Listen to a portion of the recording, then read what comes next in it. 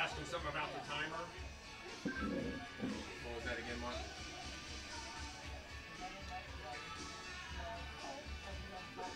I'll pick them up for you.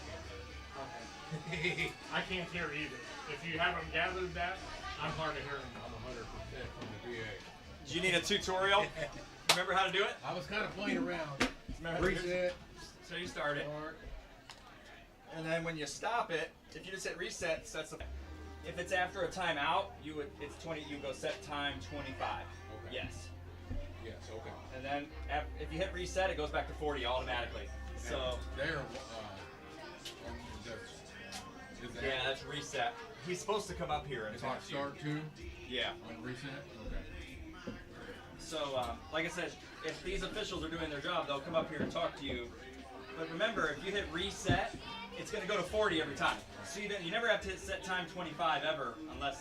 Timeout. Yep. Set time 25, yes. And then reset. So see what I'm saying? Watch, it's running. And then reset. There we go. Nowhere in here does it say when I'm supposed to do the lineups for offense and defense. Good point. You could do that right after the helicopter goes over if you want. So the helicopter's going to do the flyover where? It's going to come from the north. Right, but when? Yes.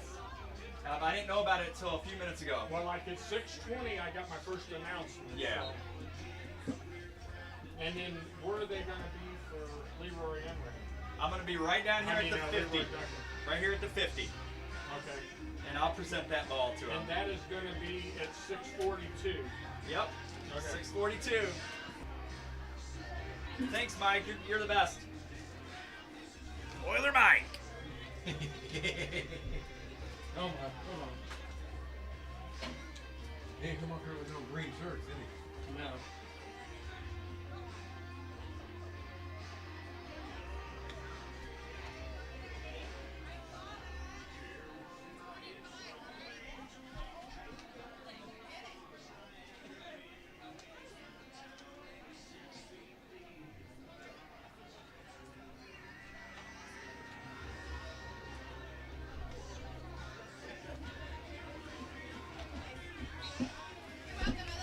Going to be here in 4 minutes? I didn't hear. Was he talking to me? You said I was going to be here? Could be. That's what he's saying. So you might just want to stand for Ryan. I mean, you can sit down if you want. You do whatever. Well, if I stand, I can't see anything. I tried calling you, but your phone My not. phone's right here. Okay, that's why you didn't No, hear me. sorry. I was gonna have you grab me a soda down there at the concession No, I'm stand. sorry. I brought you back a hot dog. I won't. What kind you want? I'm going after the helicopter. I'm probably gonna. If you could grab me a couple of Sprites. Yeah.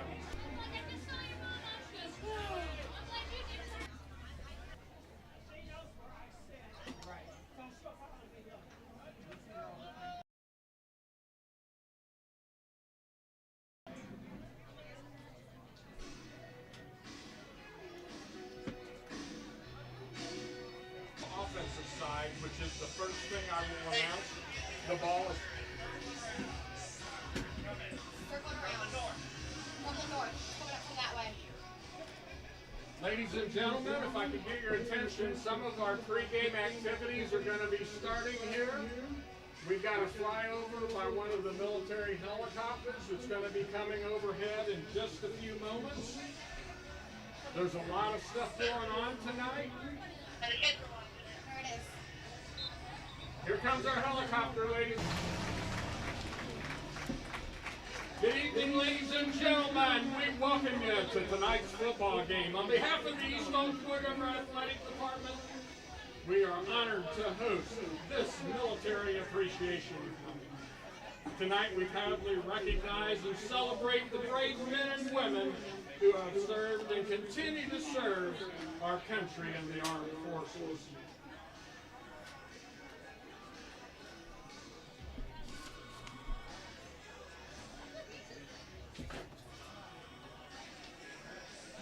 As we had mentioned earlier, we would ask that our visiting guests from Marquette please do not go past the orange barriers behind your grandstand section any orange barriers are off limit for tonight. We've got a special program with a lot of things going on. We've got a fireworks display that'll be going off. And we're going to have a military vehicle on the track later on showing and doing a downed man demonstration that is going to be provided tonight by our RiverBend Patriots. Again, we have a lot of activities going on tonight. We appreciate everyone taking their time to be here on this Friday night special event for our military appreciation.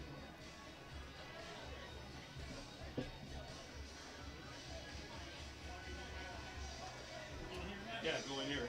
PA guys all the way at the end there.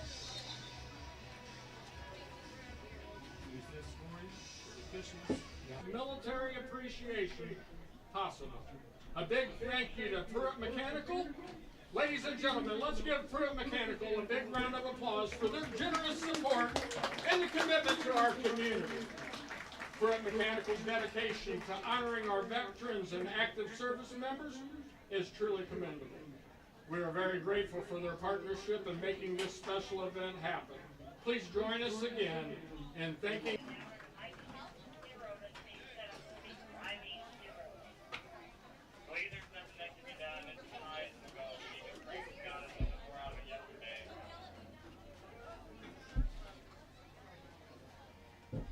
It's just not a good design. Thank you.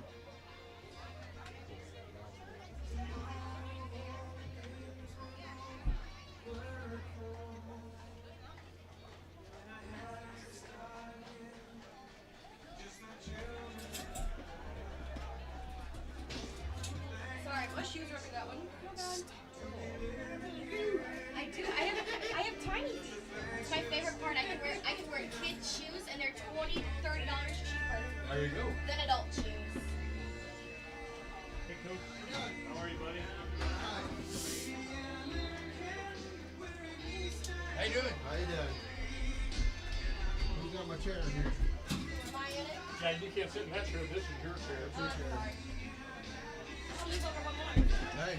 RiverBender.com's coverage of today's event is brought to you by Phillips 66, Gerard Fisher, American Family Insurance, Barrett Heating and Cooling, Munganesc Burkhart, Alton Toyota, Macias Insurance Agency, Nautilus Fitness Center, Lewis & Clark Community College, Liberty Bank, Roberts Motors, Sherry Gilliland Dream Home Realty Center, Val Commit, Rosewood Chiropractic Clinic, and the Lentz Law Firm.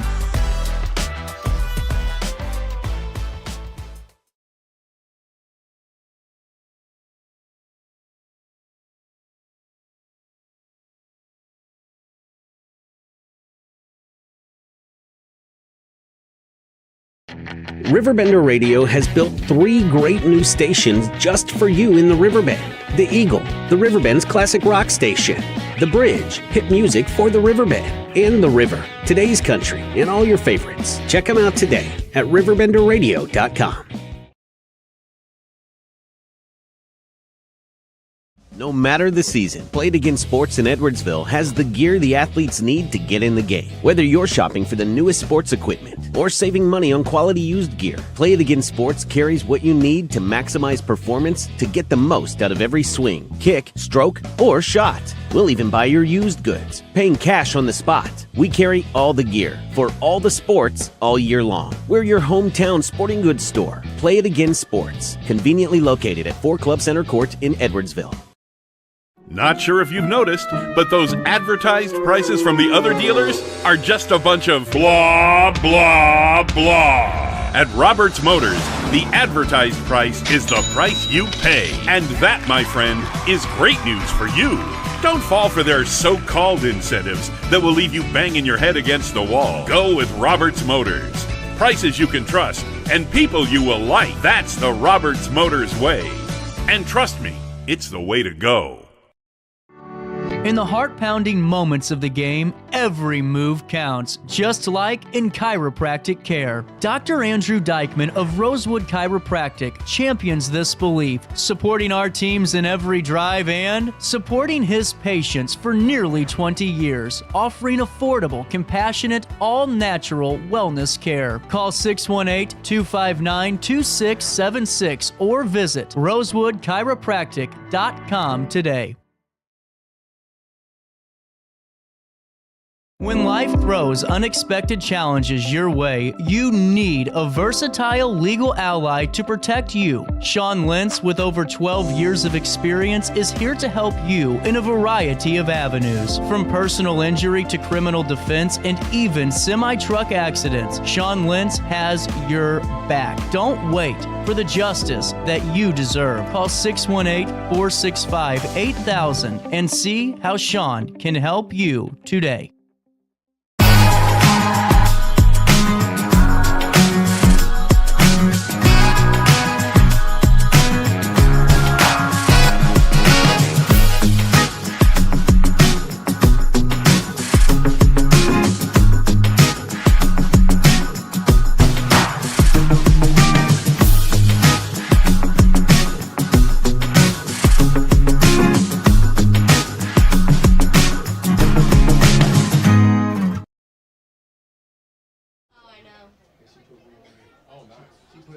So when she throws, it's coming out. Every picture there is. At this time, while they're at center of the football field for the coin toss, we're going to recognize our starting defense first for the Marquette Explorers. Number 5, Dante Longstreet at free safety. Number 6, Ethan McLeod. He's going to be at cornerback. Number 10, Alex McLeod, defensive end. Number 15, Noah Minky, cornerback. Number 28, Chase Jones, strong safety. Number 30, defensive end. And number defensive lineup for the Explorers. For your East Oakland River Oilers, Stephen Mosley. At quarterback, number 7, Isaiah Smith. Wide receiver, number 17, Nick Winchester. At tight end, number 44, Drake Champlin. At tackle, number 58, Aiden Wright. At guard, number 63, Isaac Thornton. At guard, number 68, Reese Thomas. At center, number 72, Jared Daniels. And at tackle, number 77, Malachi Carter. Ladies and gentlemen, your Oilers starting lineup.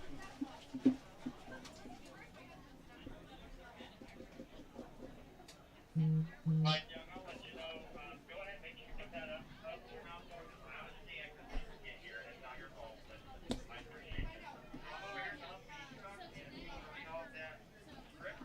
We'll be getting rolling here shortly. Okay, ladies and gentlemen, we are getting ready to start with tonight's military appreciation. The men and women before you tonight have made a commitment to protect our country. After their service, some continue to make a difference by supporting veterans, joining emergency services, or finding comfort in their sacrifice. This group includes combat veterans who bear the lasting impression of their services. We pay tribute to their service and sacrifices made tonight. You will witness in a moment a simulated scenario based on real-life events that transpired during deployment in a battle combat zone. The reenactment will be provided by combat veterans who first-hand experienced with the situations. Please be advised that simulated loud noises, including explosions and gunfire, will take place. The scenario involves a service member that was injured while attempting to defuse an IED, prompting a rescue response from a Humvee crew, including troops and medics. The Humvee will return fire to suppress enemy forces while medics provide medical attention. Upon completion of the rescue, the team will withdraw under covering fire and artillery support. After the first explosion, be ready, folks, because it's going to be on.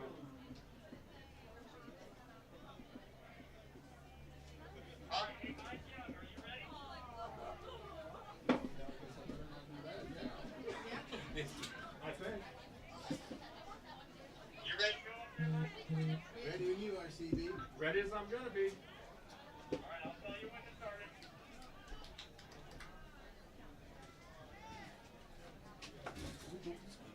Hey, Mark, in about 2 minutes, I'm going to start lighting the students up on the field. Are you okay with that?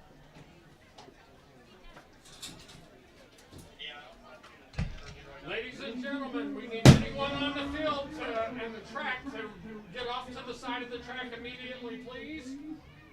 We need all people that are on the track to get off to the side, please. All right.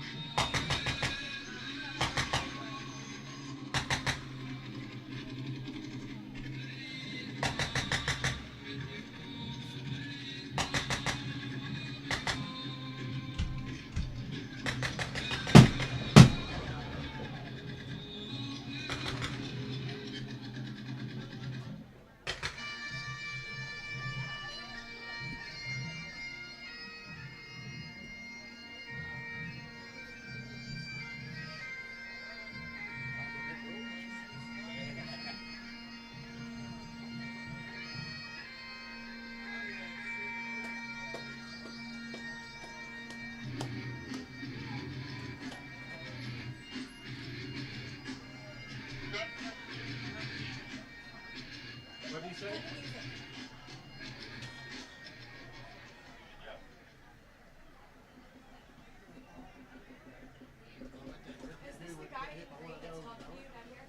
RiverBender.com's coverage of today's event is brought to you by Phillips 66, Gerard Fisher, American Family Insurance, Barrett Heating and Cooling, Munganesc Burkhart, Alton Toyota, Macias Insurance Agency, Nautilus Fitness Center, Lewis and Clark Community College, Liberty Bank, Roberts Motors, Sherry Gilliland Dream Home Realty Center, Val Commit, Rosewood Chiropractic Clinic, and the Lentz Law Firm.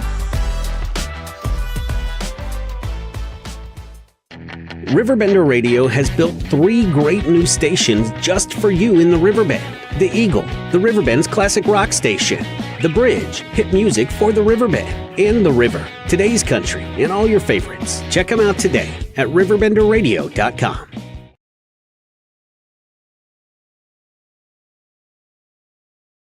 Not sure if you've noticed, but those advertised prices from the other dealers are just a bunch of blah, blah, blah. At Roberts Motors, the advertised price is the price you pay. And that, my friend, is great news for you. Don't fall for their so-called incentives that will leave you banging your head against the wall. Go with Roberts Motors. Prices you can trust and people you will like. That's the Roberts Motors way. And trust me, it's the way to go. In the heart-pounding moments of the game, every move counts, just like in chiropractic care. Dr. Andrew Dykman of Rosewood Chiropractic champions this belief, supporting our teams in every drive and supporting his patients for nearly 20 years, offering affordable, compassionate, all-natural wellness care. Call 618-259-2676 or visit rosewoodchiropractic.com today. When life throws unexpected challenges your way, you need a versatile legal ally to protect you. Sean Lentz, with over 12 years of experience, is here to help you in a variety of avenues. From personal injury to criminal defense and even semi-truck accidents, Sean Lentz has your back. Don't wait for the justice that you deserve. Call 618-465-8000 and see how Sean can help you today.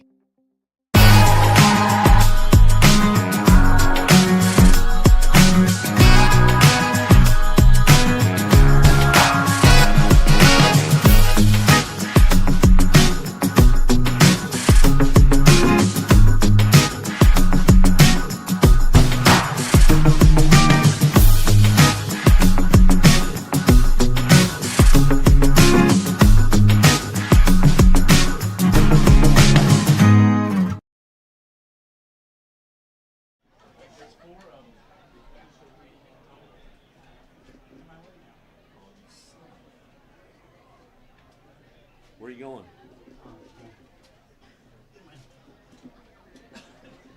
Mark, let me know when you're ready to do Leroy Duncan's. Yeah, go. What? Steal that out. That's fine. Which way are you going? I'll drop it down. Just give me the cue when you're ready. Come through over here, Yeah, probably. yeah, I'll drop it down.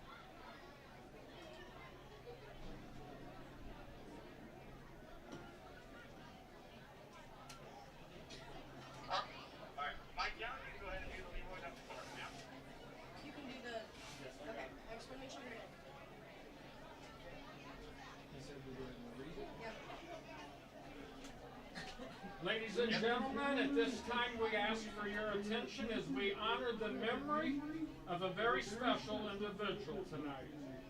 Tonight, as part of our military appreciation, we have the privilege of recognizing the legacy of Oiler alum, and veteran Leroy Duncan. Leroy Duncan served our country with honor and courage during the Vietnam War. Upon his return, he went in to serve his community as a longtime East Alton Wood River board member and a city councilman. His dedication to both his country and our community is a proud source to each and every one of us. To commemorate his service and to express our deepest gratitude, we would like to present a commemorative football to the Duncan family. Please join us in showing our appreciation for Leroy Duncan's service and sacrifice as we welcome his family to the field to accept this special tribute. Thank you, Mr. Leroy Duncan, for your unwavering commitment to our country and community. Your legacy will always be remembered here at East Alton Wood River High School.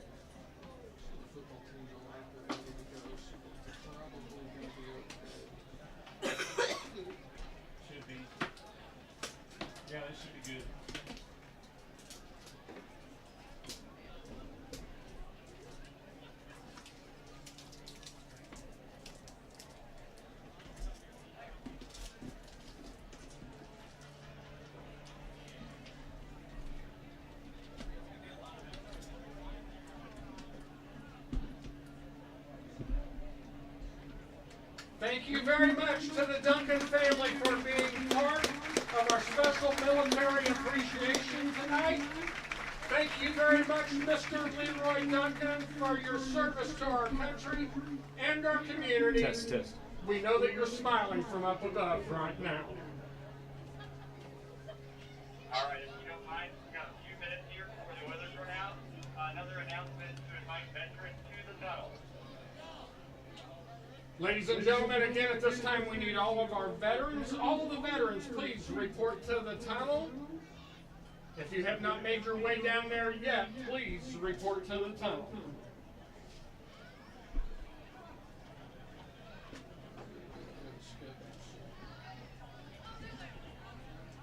Hey, Mark, do you want me to play a song real quick, just part of it until you're ready? Yeah, that'd be fine. That's fine. Thank you.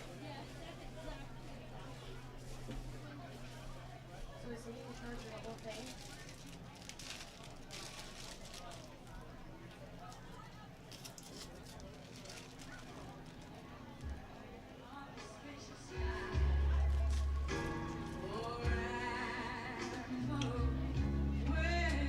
Is he in charge of the whole thing? Is the guy that's coming in charge of the whole thing? And he's going to come in a minute, so if you got to help me, I can't hear. I know, that's why I was telling you. RiverBender.com's coverage of today's event is brought to you by Phillips 66, Gerard Fisher, American Family Insurance, Barrett Heating and Cooling, Munganesc Burkhart, Alton Toyota, Macias Insurance Agency, Nautilus Fitness Center, Lewis and Clark Community College, Liberty Bank, Roberts Motors, Sherry Gilliland Dream Home Realty Center, Val Commit, Rosewood Chiropractic Clinic, and the Lentz Law Firm. No matter the season, Play It Again Sports in Edwardsville has the gear the athletes need to get in the game. Whether you're shopping for the newest sports equipment or saving money on quality used gear, Play It Again Sports carries what you need to maximize performance to get the most out of every swing, kick, stroke, or shot. We'll even buy your used goods, paying cash on the spot. We carry all the gear for all the sports all year long. We're your hometown sporting goods store. Play It Again Sports, conveniently located at 4 Club Center Court in Edwardsville. RiverBender Radio has built 3 great new stations just for you in the Riverbend. The Eagle, the Riverbend's classic rock station. The Bridge, hit music for the Riverbend. And The River, today's country, and all your favorites. Check them out today at RiverBender.com. In the heart-pounding moments of the game, every move counts, just like in chiropractic care. Dr. Andrew Dykman of Rosewood Chiropractic champions this belief, supporting our teams in every drive and supporting his patients for nearly 20 years, offering affordable, compassionate, all-natural wellness care. Call 618-259-2676 or visit rosewoodchiropractic.com today. When life throws unexpected challenges your way, you need a versatile legal ally to protect you. Sean Lentz, with over 12 years of experience, is here to help you in a variety of avenues. From personal injury to criminal defense and even semi-truck accidents, Sean Lentz has your back. Don't wait for the justice that you deserve. Call 618-465-8000 and see how Sean can help you today.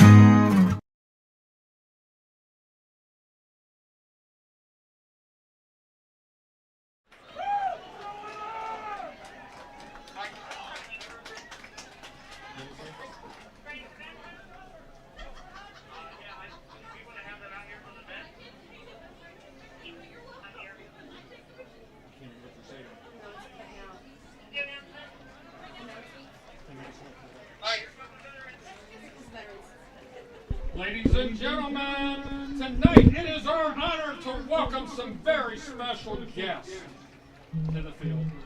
Please join us at this time with a standing ovation as we bring out our true heroes, our veterans, active military members, and the first responders.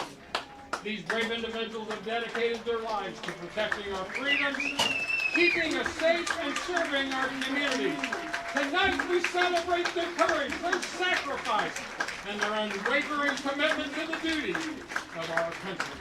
Let's show them our appreciation with a warm round of applause, and thank you, each and every one of you, for your service to our country and our communities.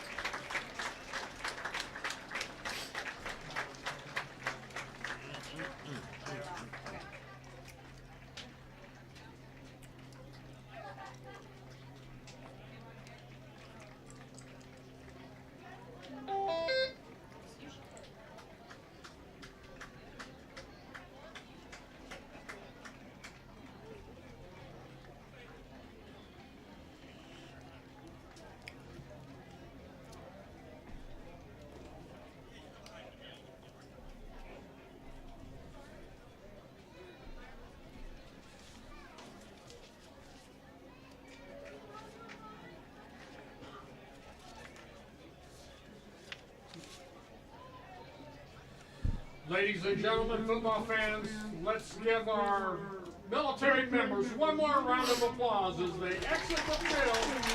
Thank you, military members and all those that serve our country. Thank you for being a part of this special program tonight. We are truly honored by your presence.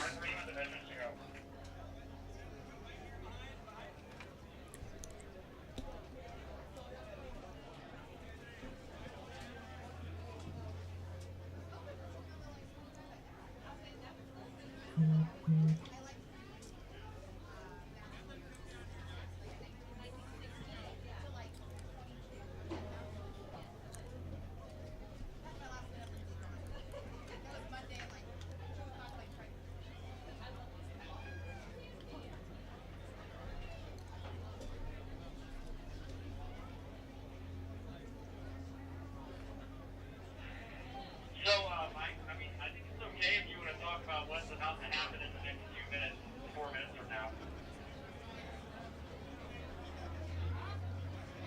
Ladies and gentlemen, we want to thank everyone that participated in tonight's activities. We have one more special event that will be happening here in a few minutes. We are very blessed and honored to have all of our military personnel here tonight. Again, we thank our RiverBend Patriots, Fritz Mechanical, for being the proud main supporter and sponsor for tonight's military appreciation. We have one more event that we're trying to tee up here. Timing is very important in all these events, and we're trying to coordinate all this together. We'll also have our VFW group tonight will be presenting our colors here in just a few minutes, along with our national anthem. Again, we appreciate everyone coming tonight and being a part of this special military appreciation event. You and the crowd know that Skydivers are 2,500 feet. They're waiting for more people to jump. After that, we'll have the national anthem, 21 by 3, and taps.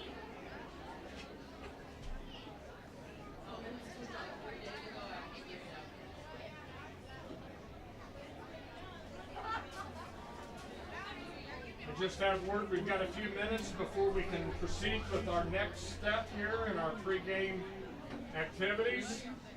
As you see the tee out there in the middle of the field, that lets what's going to happen next know that it's a go for what's about to come forward.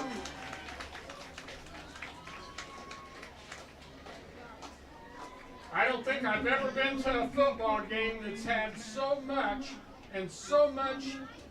excitement and special activities before a high school football game.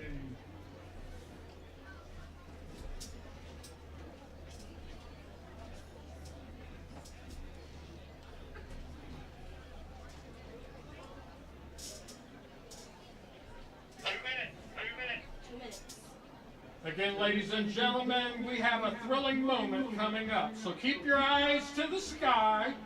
In just a few moments, we're going to have skydivers descending onto the field, bringing tonight's American flag and tonight's game ball. This is a spectacle you don't want to miss and you won't see anywhere else. As the skydivers position and make their way down, we ask that everyone to please rise for the national anthem, which will be performed by our very own Oiler Pride Band. A friendly reminder, after the anthem, we will be kicking off with the fireworks display, and this will be on the Marquette side. And please feel free, if you have your earplugs, that you can put them on. We are so happy and excited to be a part of this exciting and patriotic moment tonight here at East Alton River Community High School.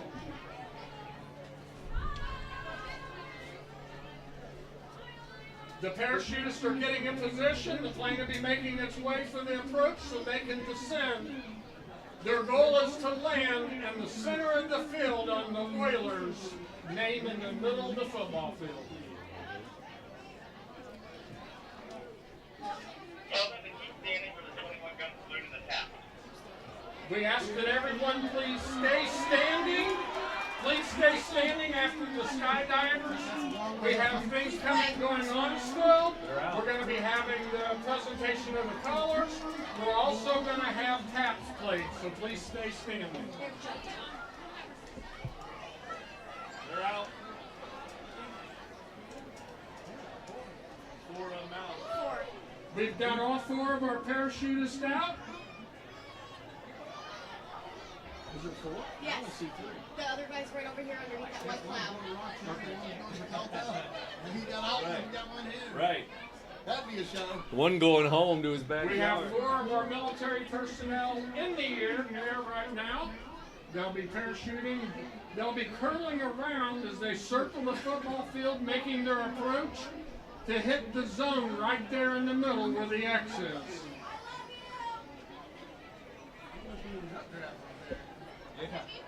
He is stuck up there. Well, one of them's going to be behind the rest of them so they can do their acrobatic stuff. Okay, because he's like stuck up there now. Pretty windy too.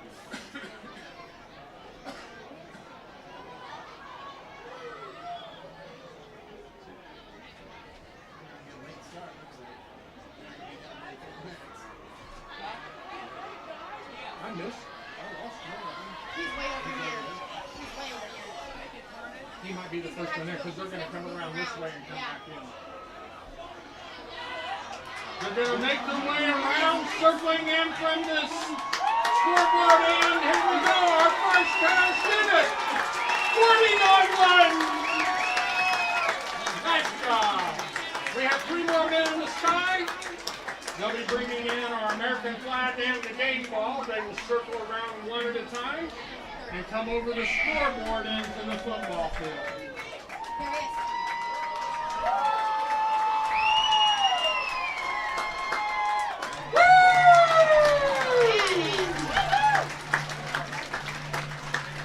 Nice job!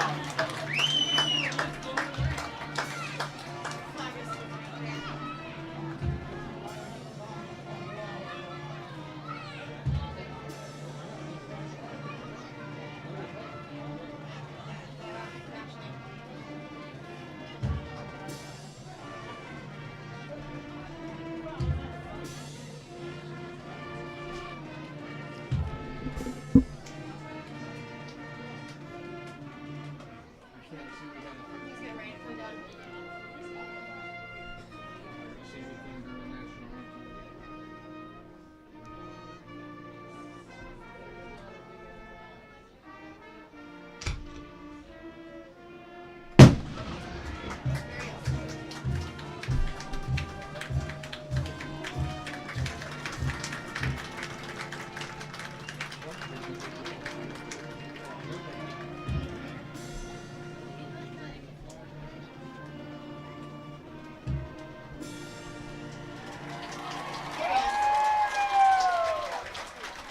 Our last parachutist is bringing in the American flag.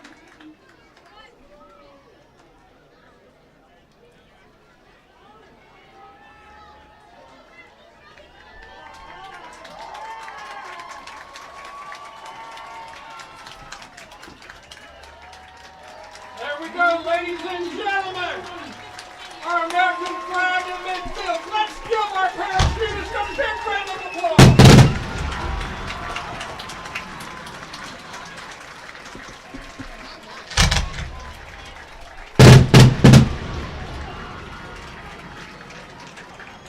When are they going to do the colors and caps?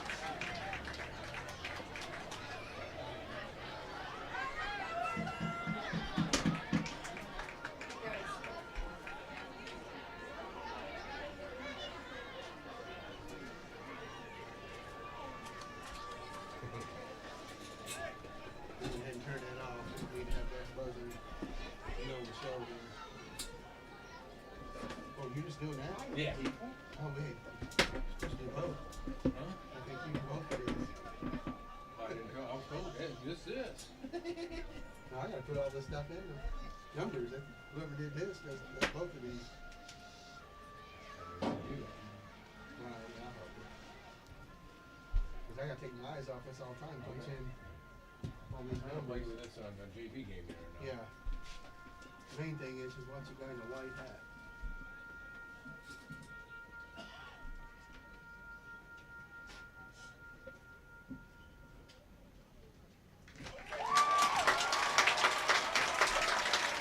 I'll put the numbers up there.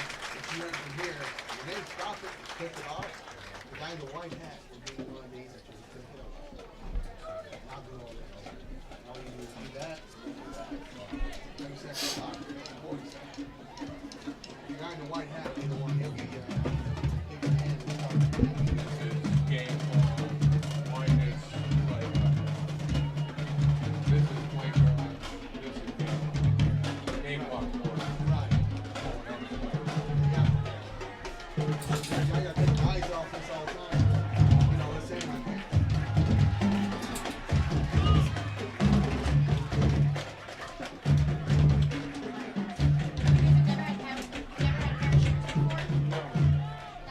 Good evening, everyone. Welcome to football here on the Big Z. Brent Berkland with you. Later on, I'll be joined by Brad Choate as we get ready for a big Friday night of doubleheader action. We start in Wood River, and then it's down the road to Roxana. So back-to-back home openers here around the River Bend as we start here at East Alton Wood River on Military Appreciation Night, and what a night it's been. Special evening here, saluting the heroes and all the veterans from the area, and some of them down on the field. We just had the 4 skydivers come from about 5,000 feet, I'm told, up there out of the plane, and they all landed right near midfield. 1, 2, 3, 4. Great touchdown there, and military vehicles here on display, fireworks, and the 21-gun salute.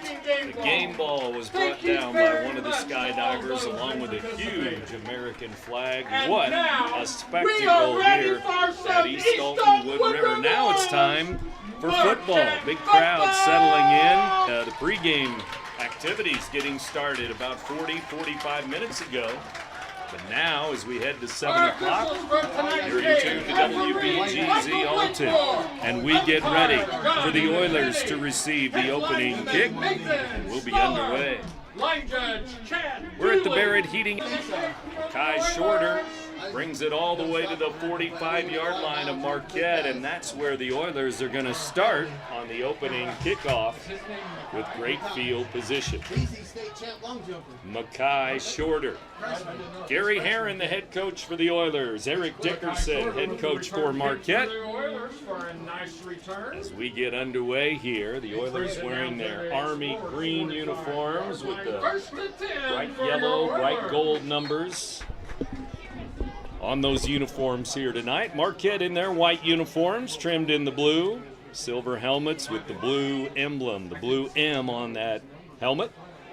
Here's the snap back, and the give is going to go on a sweep to number 6, Stephon Mosley, but he is dropped for a tackle for loss, dropped for about a 5-yard loss. Back to the 50-yard line. Jack Beaver, number 69. So he tried to get around the corner, tried to turn the corner on our first play from scrimmage, And that's the way we get underway tonight. 2nd down and 15 for the Oilers as we get underway. Big Marquette crowd over on the far side with their student body. Here on the near side, big Oiler crowd with their student body down to the left here. There's a handoff up the middle. That's Skinner, and he dances through the middle, and he's down inside the 40 to the 38-yard line. Travis Skinner, one of the captains, a senior, number 2, and we saw a lot of his great running last week against CM. And he's still got those pink shoes on, dancing around on the turf, the grass turf. No artificial turf here at this stadium, although a lot of folks going to the field turf these days, of course. Not here in Wood River. Field looks beautiful. Bright green grass into the 38-yard line. 3rd down and short. 3rd down and 3 after that Skinner run. He's going to get it again. Skinner, 1st down and more. He's up the middle and dropped inside the 30, down near the 25, 26-yard line before he is brought down. And the referee calling a timeout here. So with 9:18, 9:17 to go, they're going to start the clock again on a 1st down. They move the chains. 1st down.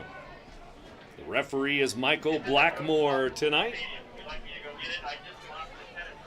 Here we go, 9 minutes to go.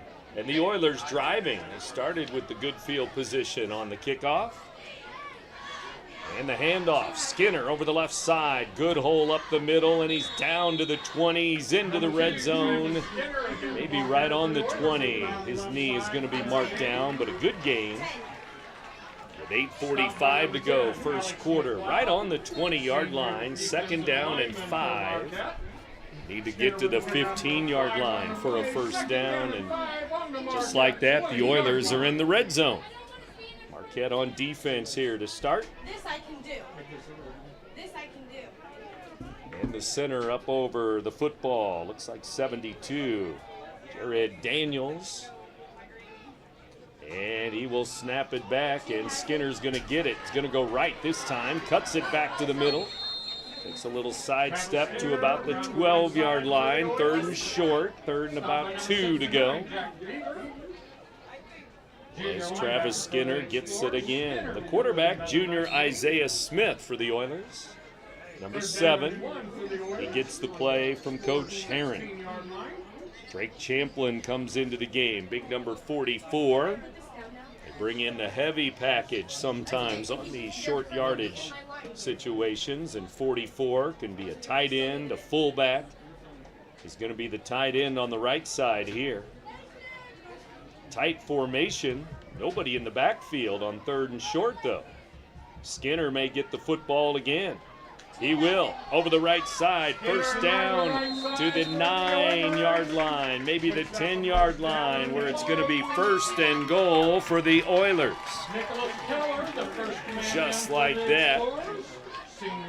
Nico Keller, one of the explorers in on the tackle. Marquette with only a handful of seniors this year, including the 3 captains, Nico Keller, Eddie Hamburg, and Sammy Wiley. Also Alex McLeod, one of their running backs, is a senior. But right now, Oilers driving. They're at the 10-yard line, 1st and goal. Headed to that south end zone. Smith to Skinner. He'll get it again. He's up the middle. He's near the goal line. And touchdown, Oilers. 10 yards for Skinner. He's in the end zone, and the Oilers, 6:52 to go, have a touchdown, but at the end of the play, there's a flag right on the goal line. There's also a flag at the 5-yard line. So a couple of flags on the field. Let's see. Holding on the Oilers. And it looks like that'll be the only call. A couple of flags on the field right between the hash marks. And so that 10-yard touchdown run will be brought back with a penalty. Oh, it looks like a face mask, too, at the end of the play on the tackle. And so they will replay the down. So a penalty on each side. Holding offense, face mask defense. And so it'll go back to the 10-yard line. 1st and goal again. Skinner in the backfield again. Receivers left and right. Mosley's to the left. Winchester here to the right. They give to Skinner. He's up the middle. Breaks a tackle. Down near the 6-yard line, maybe 7-yard line. 2nd down and goal. 6:30 to go as the Oilers have had the ball half of this first quarter, about 6 minutes now. With the run, and they did that against CM and ran it well last week in a losing cause.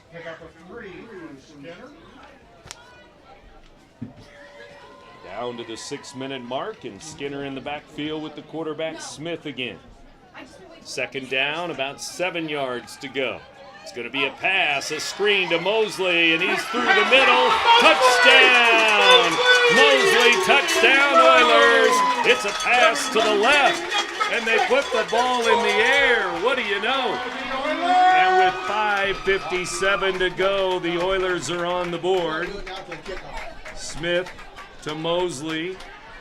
Call it a 7-yard touchdown pass.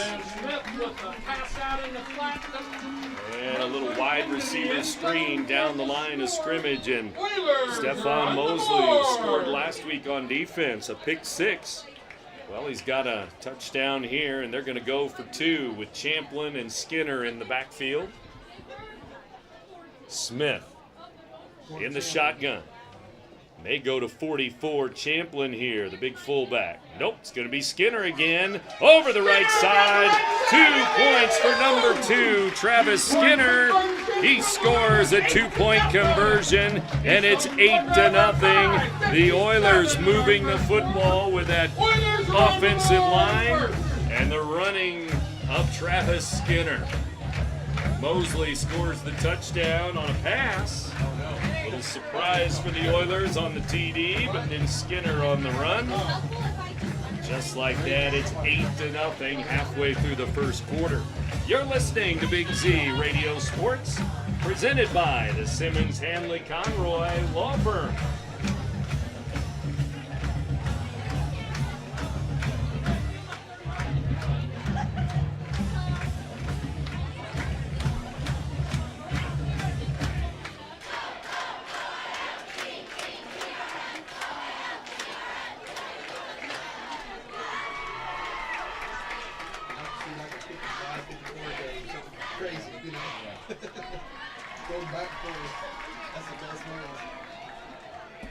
Whoever has the ball last wins.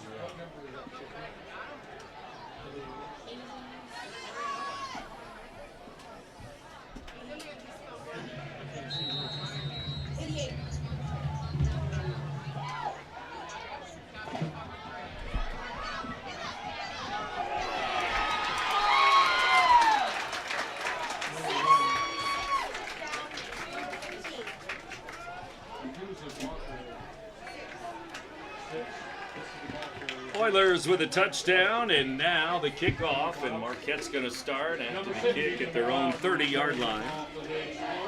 And Marquette's first possession of the ball game.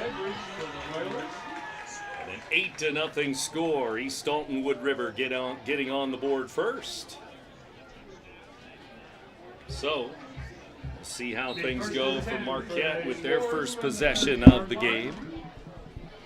See if they run the football too. They like to run it to their senior, number 10, Alex McLeod. The quarterback is Jack Ray. Both quarterbacks are number 7. They're both juniors. Number 7 in white is Ray. On the pistol, they fumble the snap, and he is going to be sacked.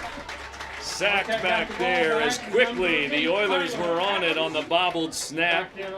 Tyler Adams looks like he was back there, number 8. So back inside the 20-yard line before he finally scooped that up, and he was hit right away. And they avoid the turnover, but they lose about a dozen. It's going to be second down and long. 22 to go. Down and 22 for the Explorers. Marquette getting ready once again. Von Carter, it looks like in the backfield, number 8 for Marquette. And the Oilers jump off sides. A hard count there and a long delay, and it's offsides, Oilers. Offsides penalty on the play. So that'll give Marquette 5 free yards back. It'll be second down and 17 to go as they move it out to the 18-yard line. Second down. First down marker is at the 40. And they're now at the 23-yard line. So they still have a ways to go. Second down and long. Receivers left and right. 2 receivers to the right of Ray, the far side of the field. Marquette going to the north end zone here early, first quarter. Handoff up and hit right there at the line of scrimmage. No gain. Big hit by Champlin. And he puts a hit on Ethan McLeod, number 6, the running back. So it's going to be third and long. No gain there, maybe a loss of about a yard. 18 to go, back to the 22-yard line. Military Appreciation Night here, all the pregame activities. Military vehicles still here around the track during the game. Here we go, third and long, 4 minutes to go, first quarter. Ray's going to throw it. He's in trouble. Now he gets rid of it, throws it short, and it's going to flutter out of bounds. To the Oiler bench it goes. And defending out there, Nick Winchester for the Oilers, number 6, intended receiver, McLeod. And so it's going to be a punt on 4th and long, and the return man is right near midfield, the 50-yard line for the Oilers. It's 10 or 8. As soon as they disperse, I can tell. Here we go with Marquette getting ready to punt it away with Joe Steffen. Well, now he's going to kick it. Sophomore, number 33. Number 33, Joe Steffen. Going to do the punting. Steffen gets ready to boot it away for Marquette. Has it at his own 10-yard line. Champlin in the backfield. The punt's going to hit at the 50. They'll let it roll down near the 40-yard line, and right near the 40, it'll be 1st and 10. The Oilers will get it on their second possession with a little bit of the breeze behind them here. Going out of the north a little bit, northeast. The flag whipping down outside the end zone to our right. And fluttering pretty good with a breezy night here on a Friday night.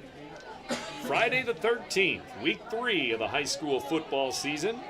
We're at the Barrett Heating and Cooling broadcast booth tonight. East Alton, Wood River High School. Brent Berkland with you, joined by Brad Choate in a little while. He's still down on the sidelines, taking a few pictures here in the first quarter. Put those on our website tonight and tomorrow, AdvantageNews.com under the Sports tab. And the Oilers break the huddle. Get ready to try to move the football again. They scored midway through this first quarter, 5:57 to go, on a pass to Mosley. Smith to Mosley for 7 yards. Man in motion, quarterback keeper.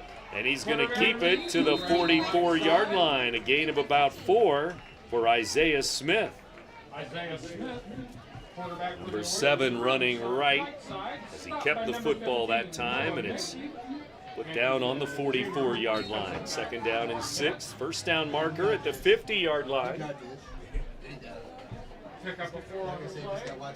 Smith in the backfield once again, the shotgun once again, and Skinner to his left.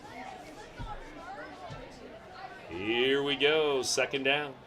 And the snap goes through his legs, and Smith will have to cover it up back at the 34-yard line or so, a loss of 10.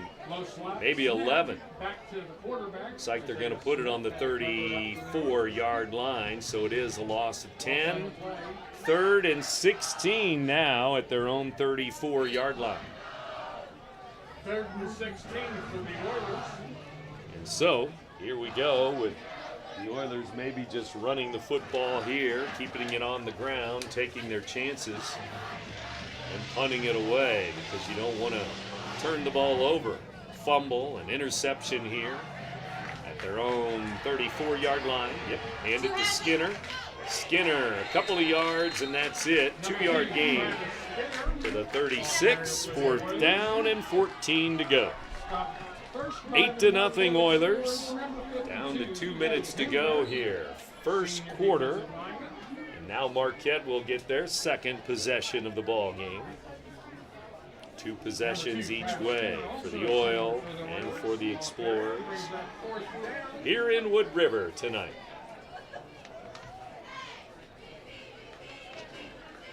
And they'll snap it back to the punter, and we'll be underway here with a boot on 4th down. Isaiah Smith to kick it away. Left-footed kicker. It's a low-line drive, and it doesn't go far. Over the 50 to the 46-yard line, and that's it. And so Marquette at their own 46, first down. 1st and 10. We're down to 1:35 left, first quarter. First down for the Marquette. Here in the 7 o'clock hour. We kicked off just after 7 tonight, after all the pregame festivities on Military Night at Memorial Stadium. Oilers back on defense. Here's Marquette's offense again. The Explorers haven't scored much. 2 points in the first game, 7 points in the second game. So they haven't hit double digits yet this year. Both teams 0-2 to start. Trips to the right of Ray. Quarterback Jack Ray ready. He'll hand the ball off and hit and dropped. Maybe just a couple of yards there for Carter, the senior. Ball carrier number 8, Stephen Carter. Stephen Carter, and he's dropped at the 47. They mark his knee down after just only about 1.5 yards, and that's it. New Year's Eve on it. 1:10 to go. I didn't see him. I heard there was a ball drop. So 2nd down. That's on New Year's Eve. Ray gets ready in the shotgun once again. Receivers left and right. Trips to the right again. So he's got 4 receivers in this formation. As we're under a minute to go now, first quarter. Man in motion. And they'll hand it to that man in motion on a sweep here to the near side, up near the first down over the 50. Down to the 45-yard line goes the ball carrier. Number 2, Dante Longstreet. He's only a freshman. And at the 45-yard line, it's going to be 3rd and 1 after that gainer. And Marquette may let the clock run out here and take the ball to the second quarter. It's going to be 3rd and 1 when we start the second quarter. 8-0 Oilers. They scored on their first possession, went right down the field, had a short field after the kickoff. 8-0 Oilers lead the Explorers after 1 quarter here on this Friday night, week 3 of the high school football season. And you're listening to Big Z Radio Sports, presented by the Simmons Hanley Conroy Law Firm.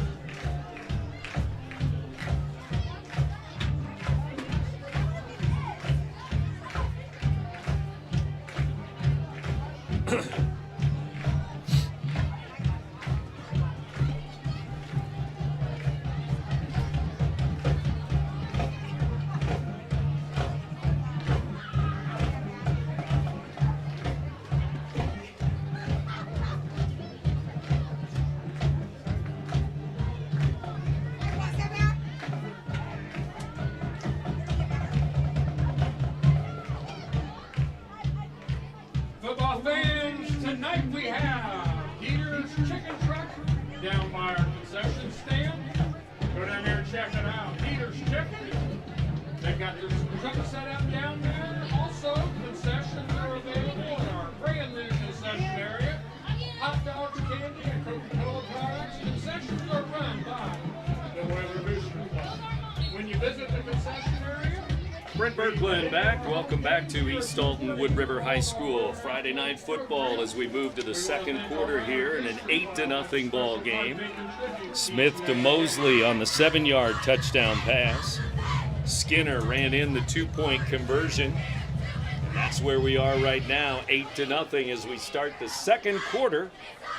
And down to the 45-yard line. Looks like it's going to be enough for a first down. He needed one, picked up about 2, and that's the senior, Alex McLeod, who will pick up a couple of yards and a first down as they move the chains here.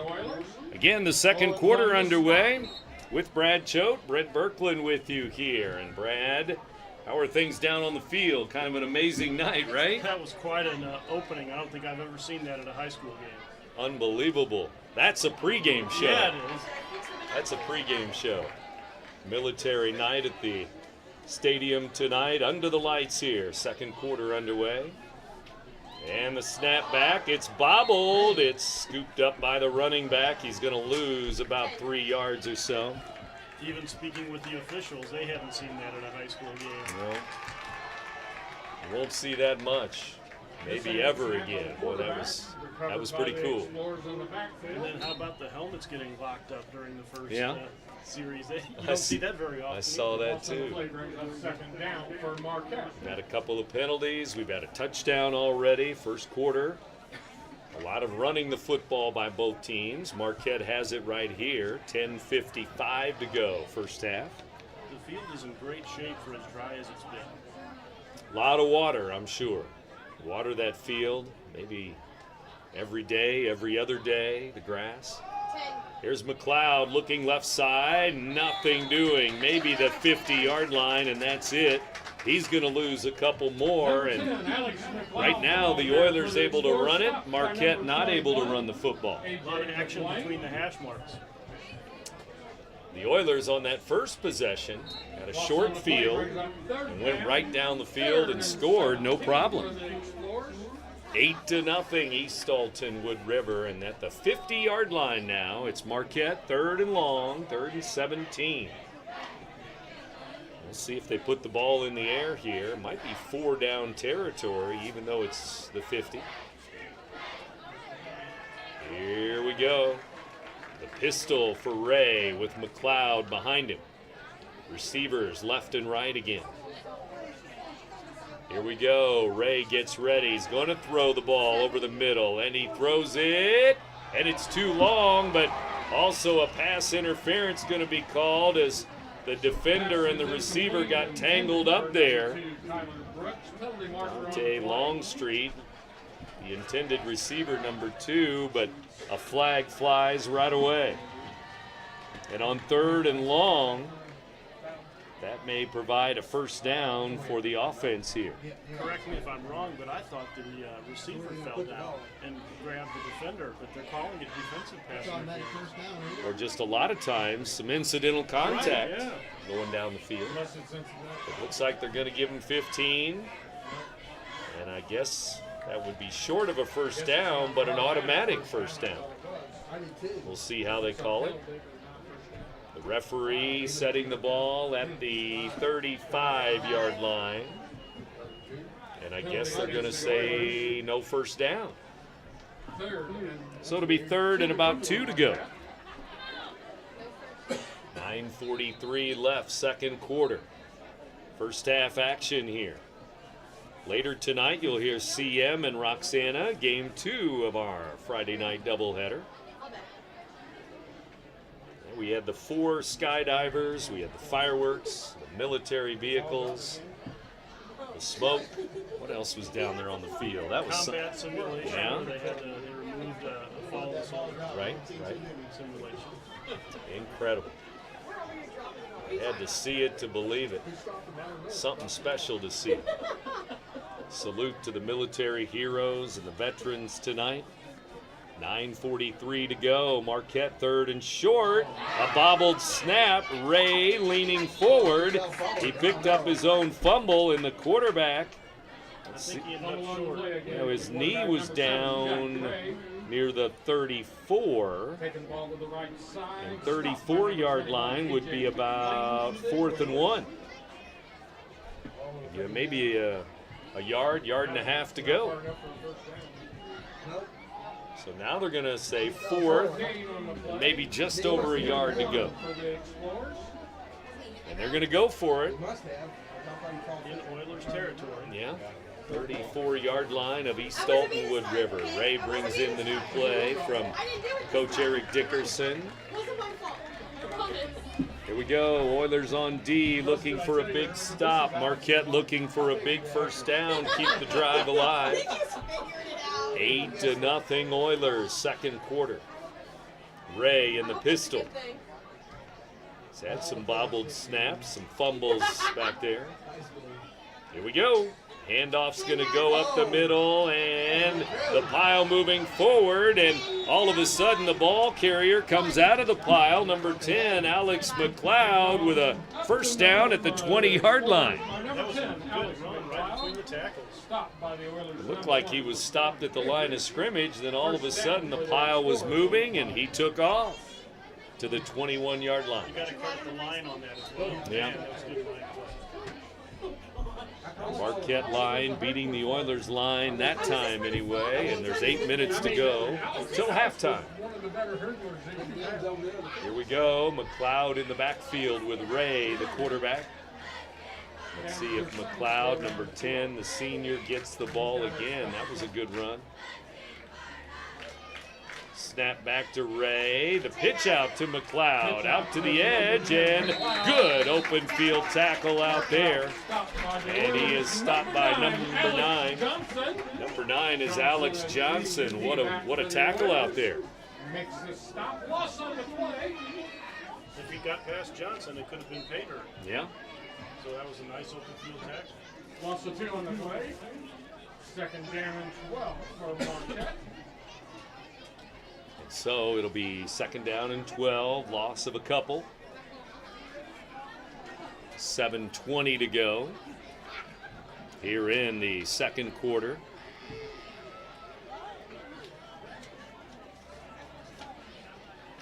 Seven-minute mark. And Ray ready for another snap here. He's got it. He's going to throw it on a slant. Incomplete.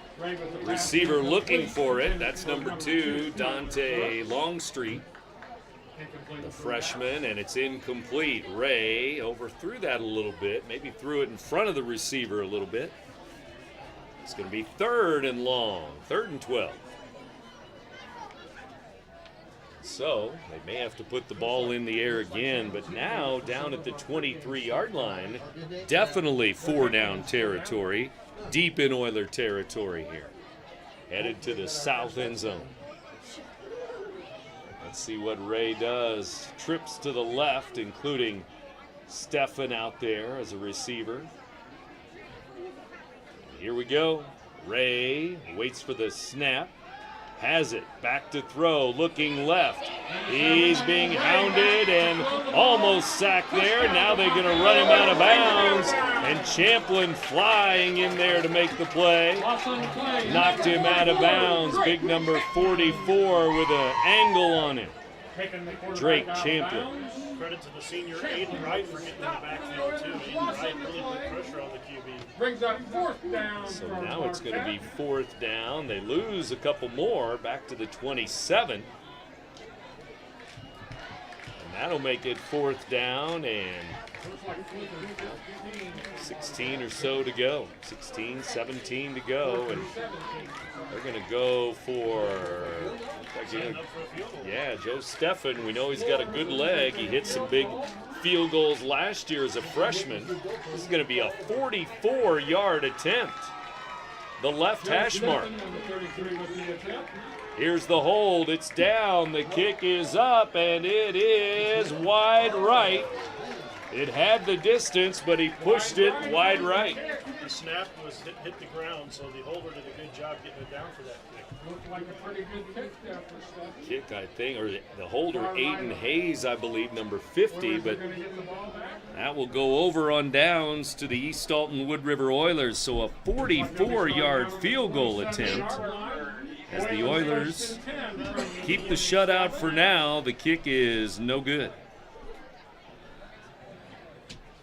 And so with 6:47 to go, we'll see if the Oilers can do something here, make a drive happen before halftime. So they'll have the ball at their own 27-yard line. And Skinner in the backfield with the quarterback, Isaiah Smith. Here we go. Gary Herron and the Oilers have it back.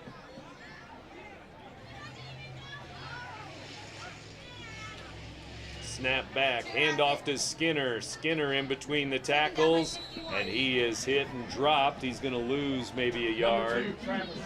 Second down. Travis Skinner is a little guy, and he can go, and he doesn't need much room between those offensive linemen. The pink shoes. Those bright pink shoes catch your attention. Right, dancing around. Just like last night, we had pink shoes at the volleyball match. Right, right. Violet Stover, one of those. That's right. For East Alton Wood River. One of our players of the game. Shells Oilers volleyball last night. Now the Shells and Oilers with their home openers tonight in football. Just a couple of miles down the road from each other here. And Roxana with a big game tonight. Here's Champlin, big fullback over the right side, rumbling to the 30.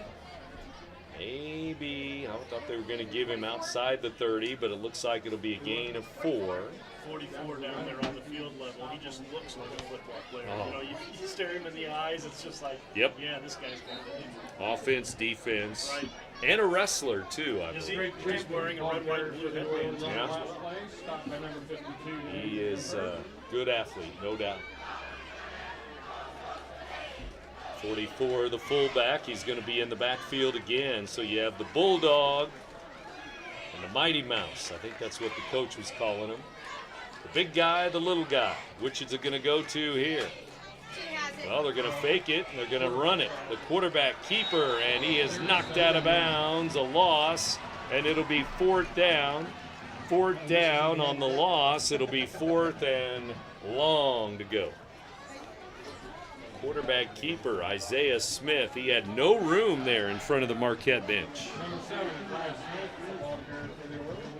So Smith will punt the ball away, and he'll try to get it into Marquette territory. Just over 5 minutes left in the second quarter. 8-0 our score here. 8-0 Oilers. Scored halfway through the first quarter. Marquette missing a field goal halfway through the second quarter.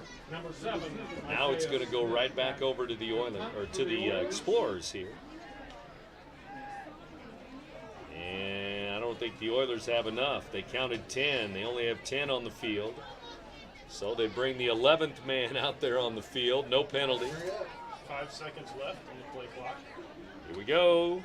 High snap, but he makes the play, and pretty good punt. Hits at the 50, rolls to the 45-yard line, 46-yard line, where Marquette will take over, and that worked out pretty good for the home team there, the Oilers. So they'll have a full 5 left in this quarter.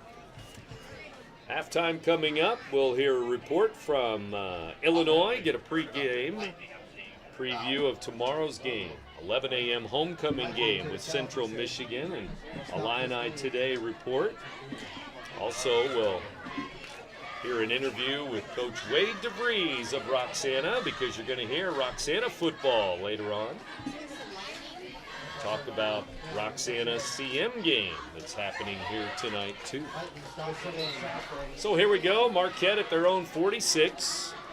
Oilers lead it 8-0. Ray waits for the snap, the junior quarterback. The pistol formation. Ray's going to throw it. It's caught there.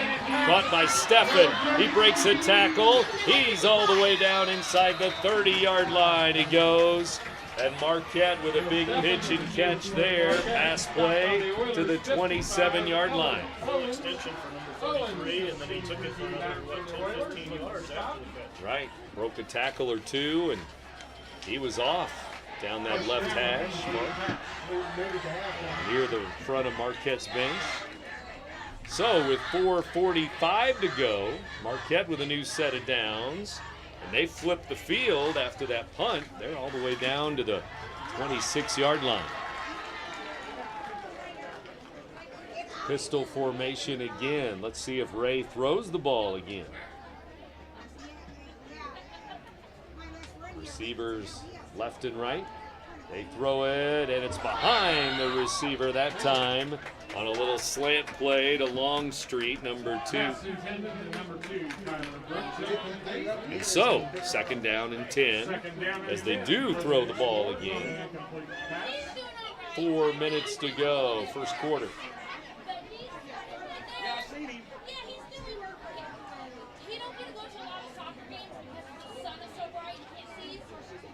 Both teams have all 3 timeouts. 4 minutes to go till halftime.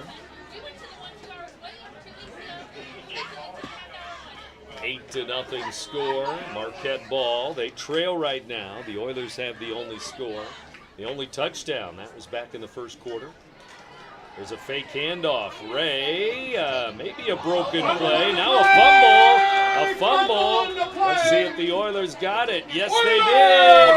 Oilers have the football as Ray lost the football. I'm not sure if that was a broken play, like he wanted to hand the ball off first, but maybe it was designed that way. It looked like there was a little trouble with the snap, too. He didn't fully catch it by the time he took it in. Number 7.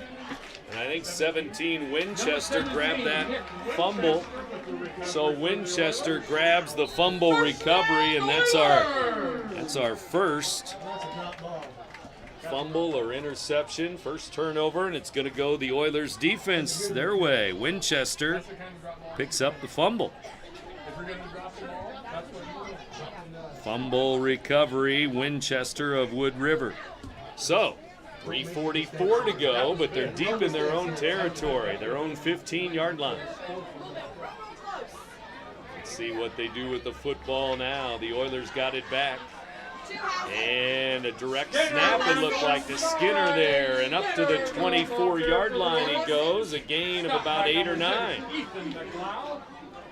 There goes Skinner dancing again. He's got the moves. Travis Skinner, a senior. New play brought in by the quarterback Isaiah Smith from the head coach Gary Herring. I noticed down there on field level, he goes over to the sideline quite often. 3 minutes to go till halftime. 2nd down and about 2 to go. Marquette at the 23. Handoff, Skinner, there he goes, a flag behind the play. First down out over the 35-yard line, but that may come back. There's a flag back at the 20-yard line. Back behind the line of scrimmage, and our referee, Michael Blackmore. Michael Blakemore will give the signal.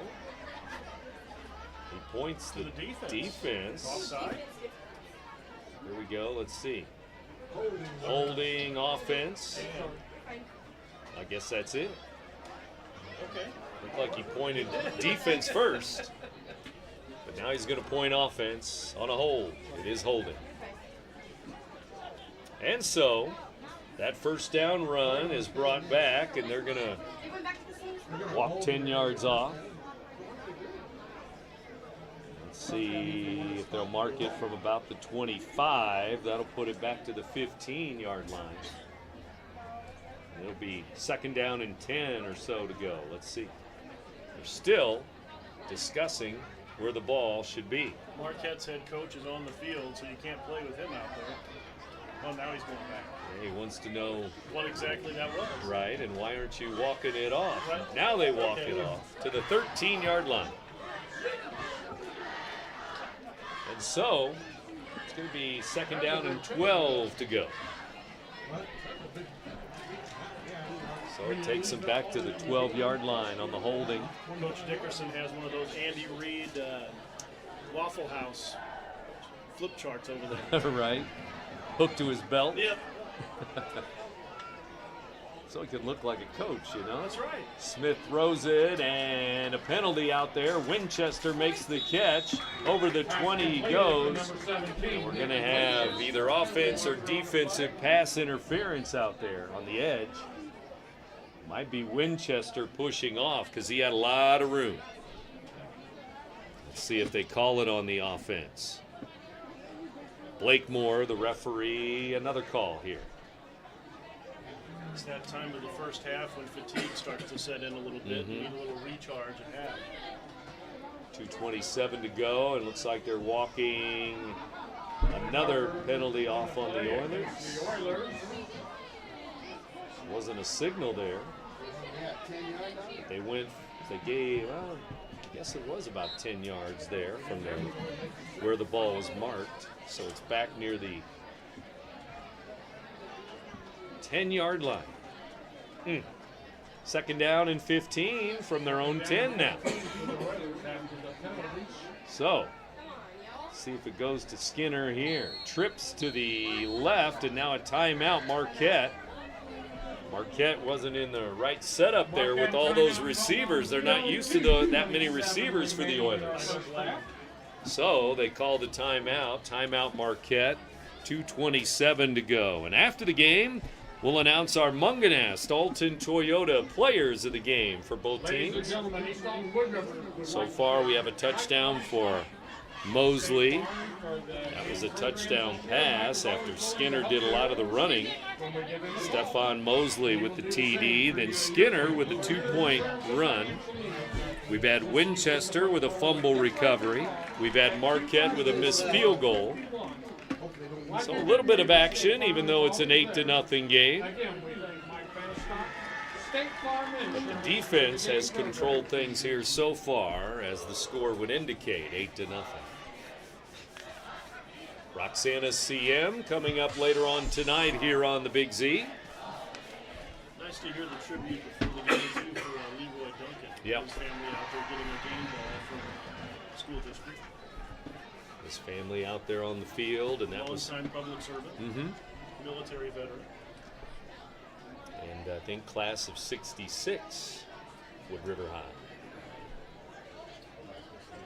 Recently passed away this year, and we salute him and his family and all the military heroes, all the veterans, and they have shown up tonight. And as the announcer said, surely he's smiling down on what took place before the game. Vietnam vet. Here we go, 2nd down, 15 from their own 10-yard line, coming out of the timeout for the defense. See how the Oilers play this one. And a fake handoff to Skinner. Quarterback's in trouble, and he's going to be thrown down near the goal line. Marked it at about the 2 as he was sacked. I think it was McLeod, number 10 back there, sacking Isaiah Smith. Marquette players wanted a safety, but I think the forward progress was stopped short of the goal. Yeah, he was hit a couple of times inside the 5 and then thrown down in the end zone. Doesn't matter where you end up, it's where they stop. Right. So the 2 or 3 yard line. The Oilers, with the penalties and now the sack, they're going the wrong way. And the coach just trying to let that clock tick, tick, tick down, but Marquette wants to save some time, so they're going to use another timeout. So Marquette will have one timeout left. We're at 1:38 to go, first half. And now the Oilers have to find a way to avoid a safety here because they're back at their own 2 or 3 yard line here. We're going to put 1:48 on the clock when the timeout was called. I thought maybe a little bit blood out after the signal was made. The first game of the year, Marquette had a safety. CM won it 43-2. So Marquette already has a safety this year on defense. That was the ball snapped over the punter's head. That's right. It was an in that 8-2 game for a while. Yeah. So Marquette lost 43-2. Then they lost 35-7 last week to Clinton. Wood River losing to Clinton 57-0. And last week the CM game 21-8. It was 15-8 for basically the entire second half. I know it might be a risk here, Brent, but would you almost want to punt here on 3rd and 23 with your back to the end zone? That's a good Give idea. yourself a little bit of room, because when it gets to 4th down, anything can happen. That's a pretty good They'll bring idea. the house to the... Yeah, because you've been doing nothing but losing yardage. Well, let's see the play call, because you're in the shot. Is the quarterback is the Yeah, punter. you're in the shotgun, so you're in the end zone to start with. Just like if you were punting the ball. Well, he's going to throw it. He's going to throw it deep. Up the sideline it goes, a jump ball, and it's deflected and incomplete. 2 or 3 Oiler receivers were here in a bunch right in front of the Oiler bench. And now he will need to punt it. 1:41 to go, and they do throw the football. That stops the clock. So at their own 2-yard line, 4th and 20 plus to go, they need to punt it away. So will it be 8-0 at halftime? He doesn't have much room to run Nope. the baseline, does he? Not at all. And hope for a good snap. Deep in the end zone is the punter. Yeah. With his heels near the back of that end zone, back line. Here it comes. It's going to be a high, short kick to the 25-yard line, rolling near the 21 or 2-yard line. And that's where Marquette will have it near the red zone at their own, well, just outside the 20, 1st and 10. Plenty of time to go. Explorers have 1 timeout left. Mm-hmm. And down by a touchdown and a 2-point conversion. 8-0 Oilers, first half. Let's see what they do from the 22-yard line. I think you got to watch to contain number 33. Wasn't he? Mhm. He got a couple big explosive plays. Receiver normally in the slot, and he's in the slot over there on the left side. The receiver all the way out on the edge, number 6. That's Ethan McLeod. Jack Ray, the quarterback. Alex McLeod behind him in the pistol. The snap back, Ray's going to throw it, and he throws it to Stephan, and he is knocked down after a gain inside the 20-yard line, but they're going to throw it to 33 again. We may be showing our age, Brent, but remember the day when quarterbacks wanted to be number 7? We got 2 number 7s in QB tonight. Yep. Old Joe Theismann. Right. Number 7, a lot of number 12s back in the day. 1:10 to go. Second down and about 3 or 4 to go. Call it 4 to go. 16-yard line now. Receivers left and right. Ray may throw it again. And he's going to hand it off. Alex McLeod, hit, still going. Hit, still going. Down inside the 10, down near the 5. 1st and goal as he was breaking tackles down near the 4-yard line. And so, You give the ball to him again. with a tough run like that, They still have 1 timeout left. Alex McLeod, 6 foot, 180, senior running back. 1st and goal from the 5. 5 yards away from pay dirt. Big I formation, power I. They give it to the second man through. Hit there. A push forward for about a yard. And with 24 seconds to go, the ball carrier stopped short. Would have been Stephan down near the, let's see, they're marking it near the 4-yard line, it looks like. Maybe 4.5-yard line. So Marquette uses their last timeout. So do you run it here? If you do, you may run out of time. You may have to throw the ball now.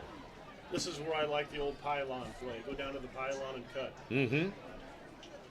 They've used the slant with the slot man to the left especially. A couple of times already here. Let's see what they do with 24 seconds left till halftime. And as far as field goal kicking, they went for 2 when they scored their touchdown. So will that play into that? Will they not want to do a 3 down here? Well, Steffen's got a good leg. You know that's a field goal, easy field goal for him here. Second down. That's true. He had quite a bit of leg on that kick. 44 yardage, yeah. 8-0 Oilers. Explorers driving here just inside the 5-yard line. They got the power eye again. And ready for the snap is Ray. Ray up under center now. He's going to give it. No, he's going to fake a pitch and he's going to run it in. A bootleg to the left and nobody home. Ray, touchdown, Marquette. I thought you saw a flag.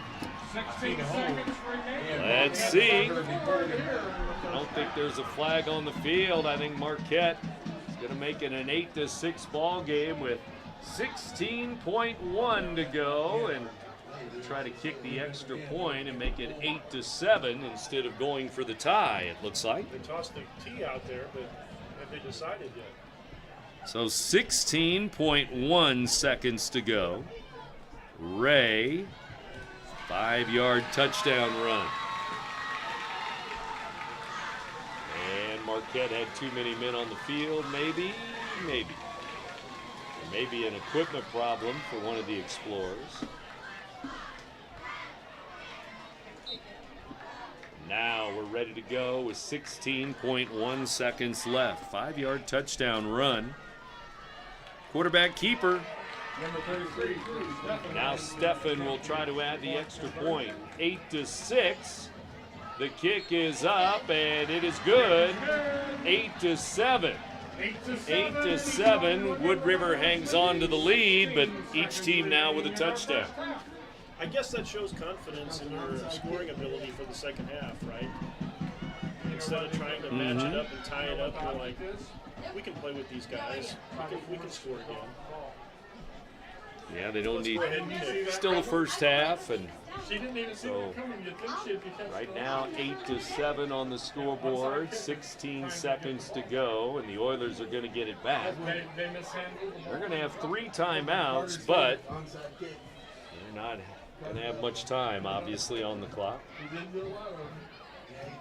And Steffen will be able to boom this one off the tee at his own 40-yard line to start with. I think that kick went as far as the flagpole out there, didn't it? Yeah. That's quite a few yards behind that. He's got a lot of leg. He sure does. Last year he showed it a lot as a freshman, now sophomore. Coming up on 8 o'clock, you're in tune to WBGZ Alton. First half, 1-hour ball game. Now Steffen tees it up. And the Oilers headed to the north end zone here, but again, just 16.1 to go. So let's see if Steffen kicks it deep. The return man is deep. He's back in near the 5-yard line. He knows. Number 33. 3 return men all inside the 10-yard line. It's going to be Skinner. He bobbles it to the 20, picks it up, 25, breaks the tackle to the 30, and outside the 30-yard line with 11.5 to go. On the kickoff there, the Oilers, pretty good return, but again, they're running out of time. 11 seconds to go. I figured he'd just fall on it.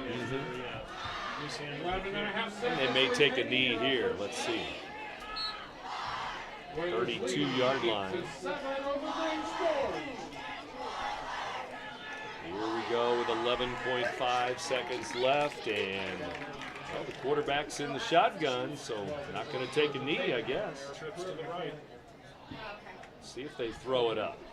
Here's a snap back, and he's going to pitch it forward to Skinner, And I think that's going to be called an incomplete pass. Maybe when he pitched it forward, it was caught in the air by a defender. I'm not sure. Because that would be a forward pass.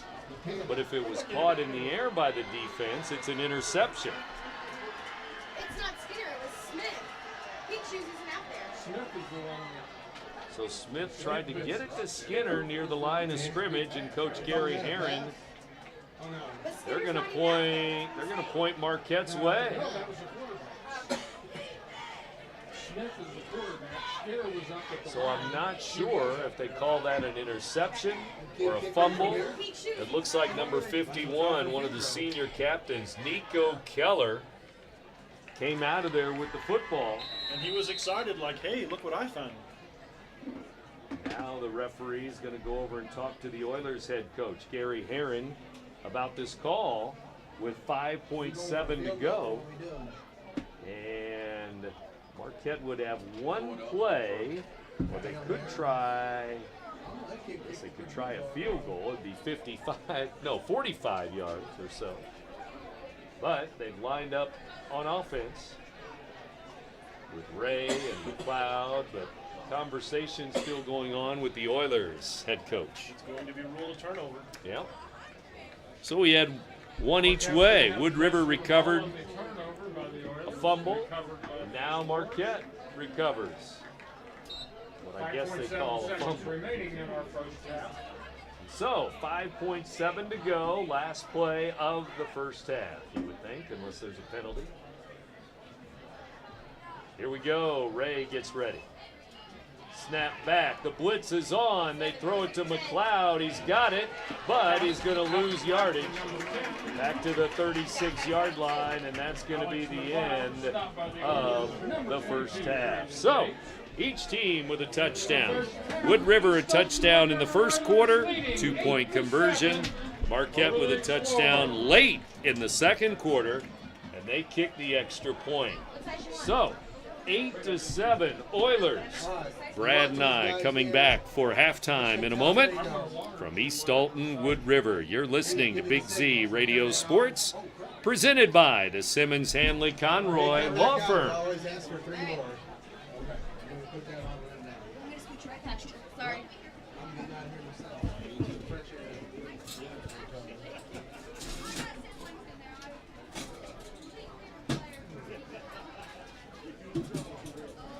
He used to be able to make a whole game. I can't do it anymore.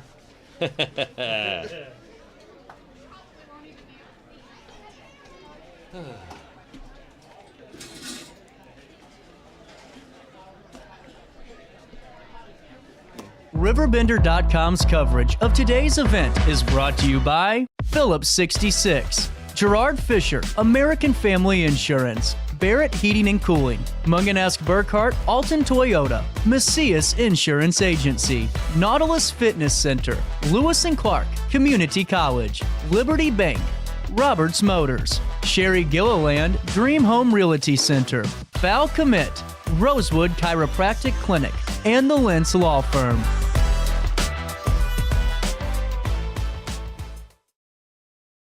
No matter the season, Played Against Sports in Edwardsville has the gear the athletes need to get in the game. Whether you're shopping for the newest sports equipment or saving money on quality used gear, Played Against Sports carries what you need to maximize performance to get the most out of every swing, kick, stroke, or shot. We'll even buy your used goods, paying cash on the spot. We carry all the gear for all the sports all year long. We're your hometown sporting goods store. Play It Again Sports, conveniently located at 4 Club Center Court in Edwardsville. Not sure if you've noticed, but those advertised prices from the other dealers are just a bunch of blah, blah, blah. At Roberts Motors, the advertised price is the price you pay. And that, my friend, is great news for you. Don't fall for their so-called incentives that will leave you banging your head against the wall. Go with Roberts Motors. Prices you can trust and people you will like. That's the Roberts Motors way. And trust me, it's the way to go.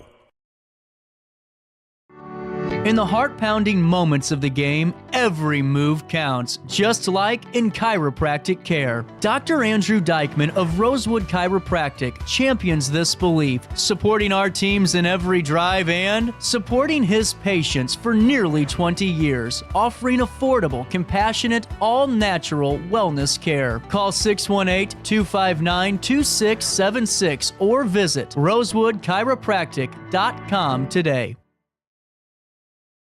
8-7. Each team with a touchdown there in the first half, and really it was kind of interesting because the Oilers scored early in their first possession. 5:57 to go, first quarter. It was Smith to Mosley, 7-yard touchdown pass. Then Skinner ran in the 2-point conversion, and it was 8-0. And it stayed that way almost to halftime. 16 seconds left, second quarter, when Jack Ray, the quarterback, had a 5-yard touchdown run. The extra point was good. They kicked it, made it 8-7, and that's where we are. Each team has a turnover, 1-1 in the turnovers right now, and 8-7 in favor of East Dalton Wood River here. So anybody's game, Brad, right now. Sure. It sure is anybody's game. I remember thinking in the first quarter that Marquette came out a little flat. Mm-hmm. They were excited about slow start. About the festivities that happened beforehand. But boy, once the second quarter started, they played a whole different ballgame. Yes, they did, and they got some good field positions, some penalties, some short punts, and they tried a field goal early in the second quarter, missed that long field goal, but then they got the touchdown just before halftime to make it a one-score game. Well, it was one-score game when it was 8-0, but now it's tighter than that at 8-7. 8-7, East Dalton Wood River with the lead. Of course, tomorrow morning, Illinois football, their homecoming game, and you'll hear it here on the Big Z. 11 a.m. kickoff against Central Michigan. Let's hear our Illini Today report to talk about Illini and tomorrow's game.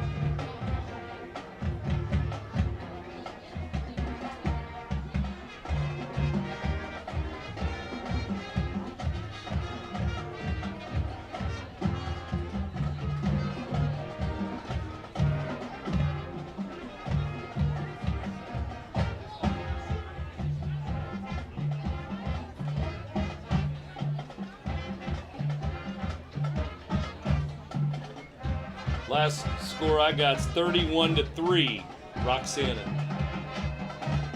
Second quarter looks like, I don't know how much. It should be later than that, but That was a good CM. yep. Roxanne, wow. 31-3.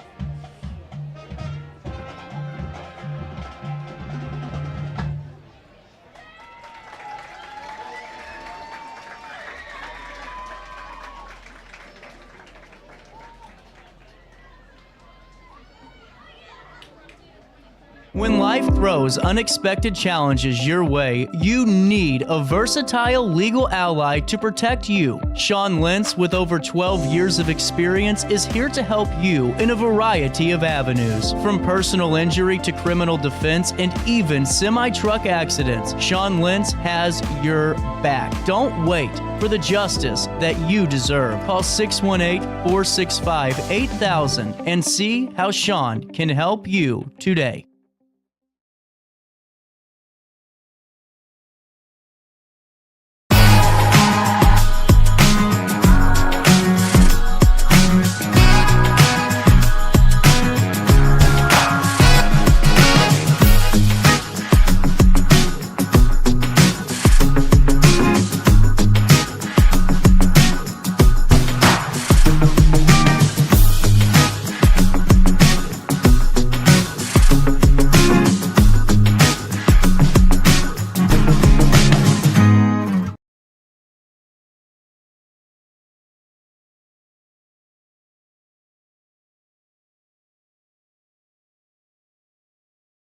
When life throws unexpected challenges your way, you need a versatile legal ally to protect you. Sean Lentz, with over 12 years of experience, is here to help you in a variety of avenues. From personal injury to criminal defense and even semi-truck accidents, Sean Lentz has your back. Don't wait for the justice that you deserve. Call 618-465-8000 and see how Sean can help you today.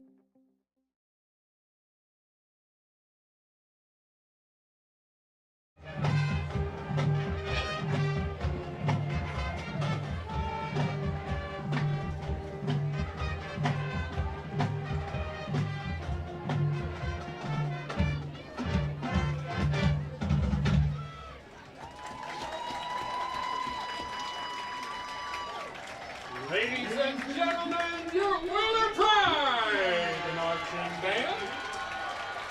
To the concession stand there. Make your way down there to grab you something to eat or drink during the rest of our halftime break. Got about 5 minutes left. Halftime here with Brad Choate, Brent Berklin with you, and it's an 8-7 ball game. Each team with a touchdown in the first half. Low-scoring first half. A lot of running the football. Marquette with some success on a few passes there, but right now 8-7. And the Oilers got the ball to start, so Marquette will get the ball here to start the second half, Brad. We'll see what happens. And like I said, it was a tale of two quarters, wasn't it? First quarter, East Oakland would never have the momentum. Seemed like they'd be cruising through the night, and then all of a sudden turnovers and miscues started happening. And some good runs by the Marquette team, some strong runs up the middle, and here we are, 8-7. Military night once again, all the pregame festivities from the Skydivers to the fireworks, all the military vehicles, and big shout out to RiverBend Patriots in downtown Alton. RiverBend Patriots, one of the big sponsors tonight. Other big sponsor, Pruitt Mechanical Services, right here in the Riverbend. Pruitt Mechanical, big shout out to them as well. Later on, you'll hear Roxana and CM. Roxana Shells scoring some points again tonight. And we'll hear from Coach Wade DeVries to talk about CM game tonight in Roxana. Again, we thank them and all their efforts to making this happen tonight. We thank RiverBend Patriots, our military group, local group, did that so much for all the military personnel in the area. And then we thank Pruitt Mechanical for their major contribution tonight to make this possible. RiverBender Radio has built 3 great new stations just for you in the Riverbend. The Eagle, the Riverbend's classic rock station. The Bridge, hit music for the Riverbend. And The River, today's country, and all your favorites. Check them out today at RiverBender.com.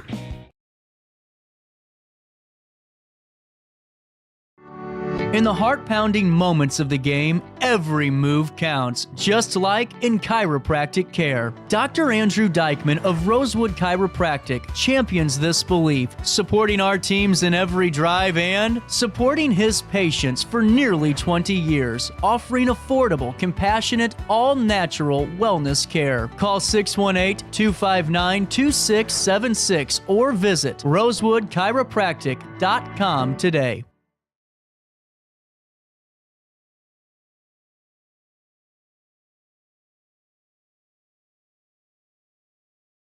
No matter the season, Played Again Sports in Edwardsville has the gear the athletes need to get in the game. Whether you're shopping for the newest sports equipment or saving money on quality used gear, Played Again Sports carries what you need to maximize performance to get the most out of every swing, kick, stroke, or shot.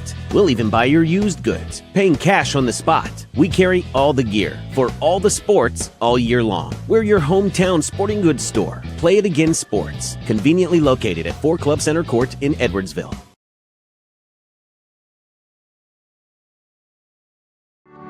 In the heart-pounding moments of the game, every move counts, just like in chiropractic care. Dr. Andrew Dykman of Rosewood Chiropractic champions this belief, supporting our teams in every drive and supporting his patients for nearly 20 years, offering affordable, compassionate, all-natural wellness care. Call 618-259-2676 or visit rosewoodchiropractic.com today.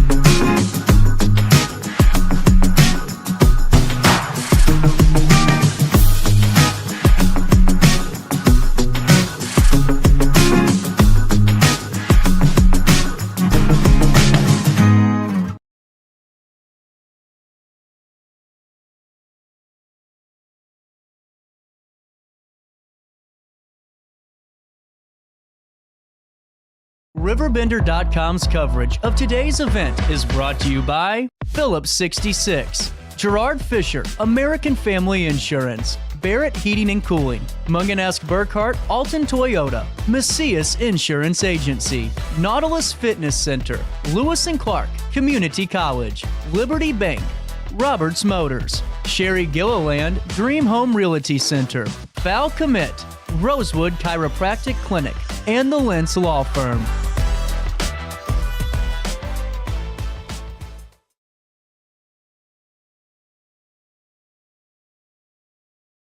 When he gets off the, I don't know if it's still on. Alton's at the half now.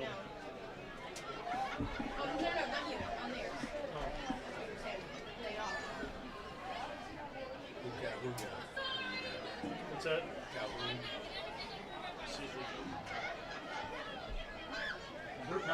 Calhoun was 56-6 at halftime. 56-6, Roxana? No. Calhoun. Calhoun. Oh, I'm like,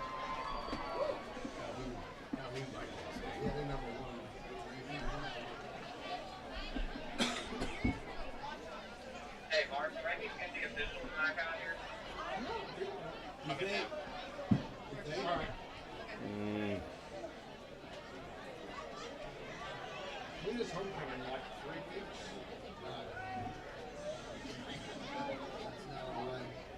Not on your radar? 45-3 just before halftime. Roxana, 45-3. That's right below, give the cat that. Ladies and gentlemen, tonight we have RiverBend. RiverBend.com is doing the game live online. They also have our pregame festivities online. We We already have did. WBGZ radio here in the booth with us tonight. Why would we do that? You guys get out of here. We already did Check 3. it out. You can go online and archive any of the games throughout the season. Also, first talk on Saturdays with WBGZ in the booth here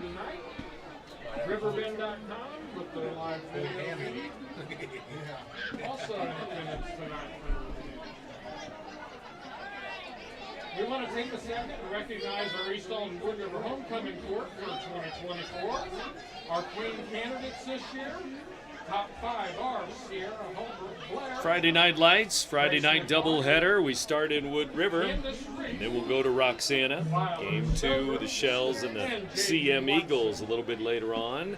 Right now, still a lot of football to be played here. It's halftime, and 8-7, the Oilers lead the Marquette Explorers, but some other games going on. CM Roxana, also Alton playing at Triad. They're at halftime, Brad.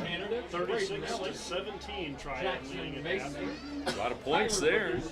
Also have Southwestern at the half against Pana. The Panthers leading by Suburbs 35-6. 5-6 there. Some of the scores, and Brad will have all those tomorrow. We'll also have them on our website later tonight and into tomorrow and through the weekend for all of the action. Week 3 of the season already here. Hard to believe. Goes quickly once we get into it. It does. It does.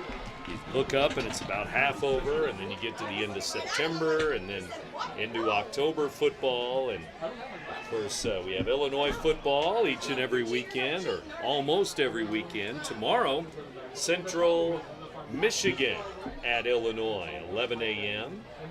And Mizzou with a big game tomorrow, Boston College. BC.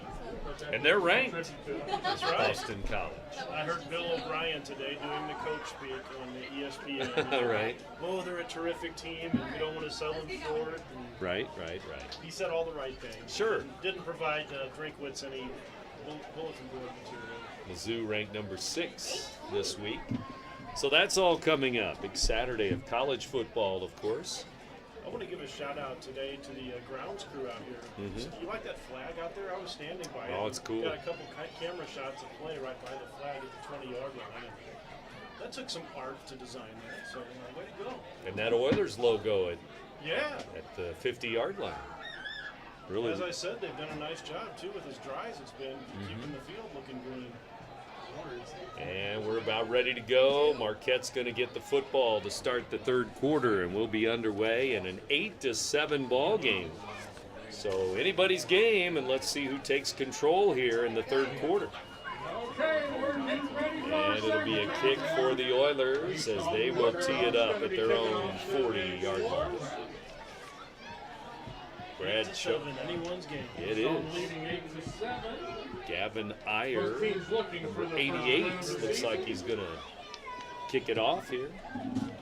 88. Speaking of kickoffs, have you been underwhelmed by the NFL kickoff so far, the new format? Yeah. There's only been like one return. Right, nothing special, right?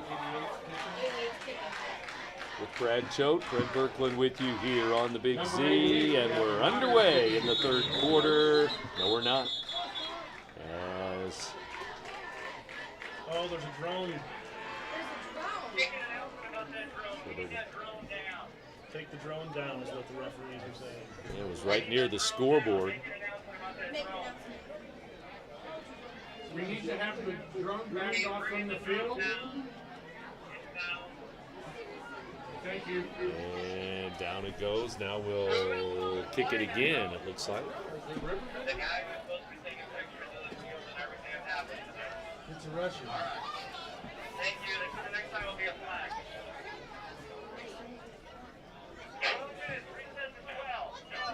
12 minutes on the clock, third quarter. Here we go. Again. Re-kick. Okay, we're going to be kicking off again here. Now they back the kicker off from the tee once again. So sooner or later, the second half will be underway. Back in our day, we didn't have drones. I think you're right. There's a kick to the 20, and it will be returnable there. It's a line drive. And he's going to go all the way across the field. Now he's going to go back to the near side. Come the other way. And he will be down near the 30. Nope, now he's finally down near the 35-yard line. East-west before he finally is knocked down. Did you say that's Longstreet wearing 2? Yeah, he's been wearing 2 the last couple of games. Dante Longstreet, freshman. And so, Oilers defense, Marquette offense. Here we go, third quarter. Trying to run the clock now. From the 34-yard line. And Marquette will tee it up, line it up at their own 34, 1st and 10. Jack Ray, the quarterback, he has the touchdown for Marquette. That was just before halftime tonight. Made it an 8-7 ball game. The Oilers with a 1-point lead at the moment. We'll see about the halftime. Halftime adjustments. Here's a throw from Ray. It's bobbled by Steffen. Incomplete pass. And a screen down the line of scrimmage there, and incomplete. Through the hands of 33 that time, Steffen. Wanted to run before he had it. We'll see about 2nd down and 10.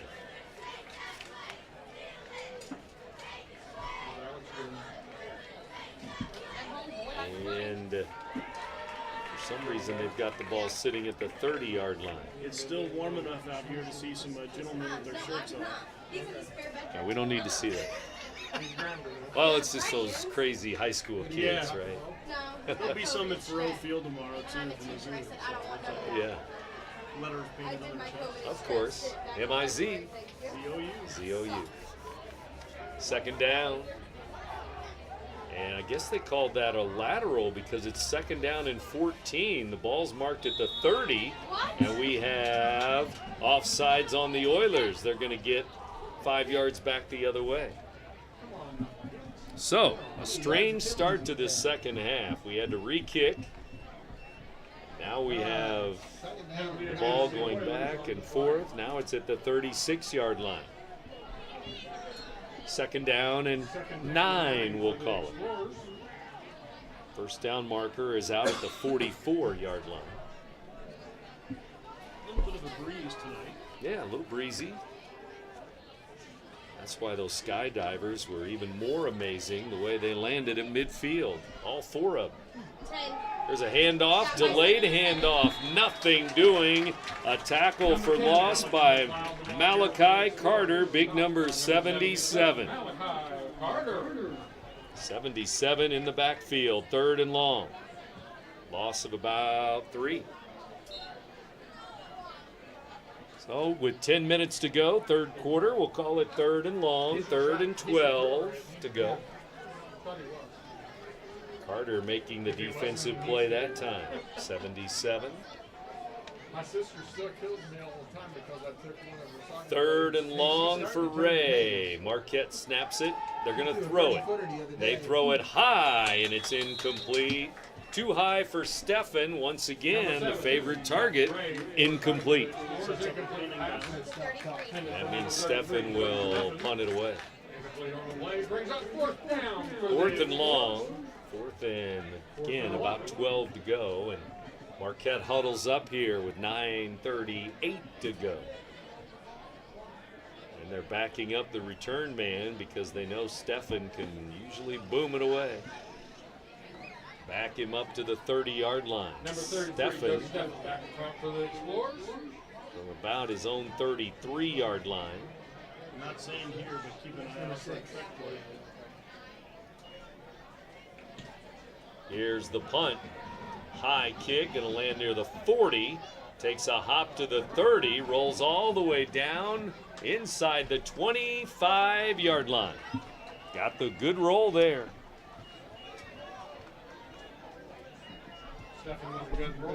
40-yard punt, 40 plus there after the roll.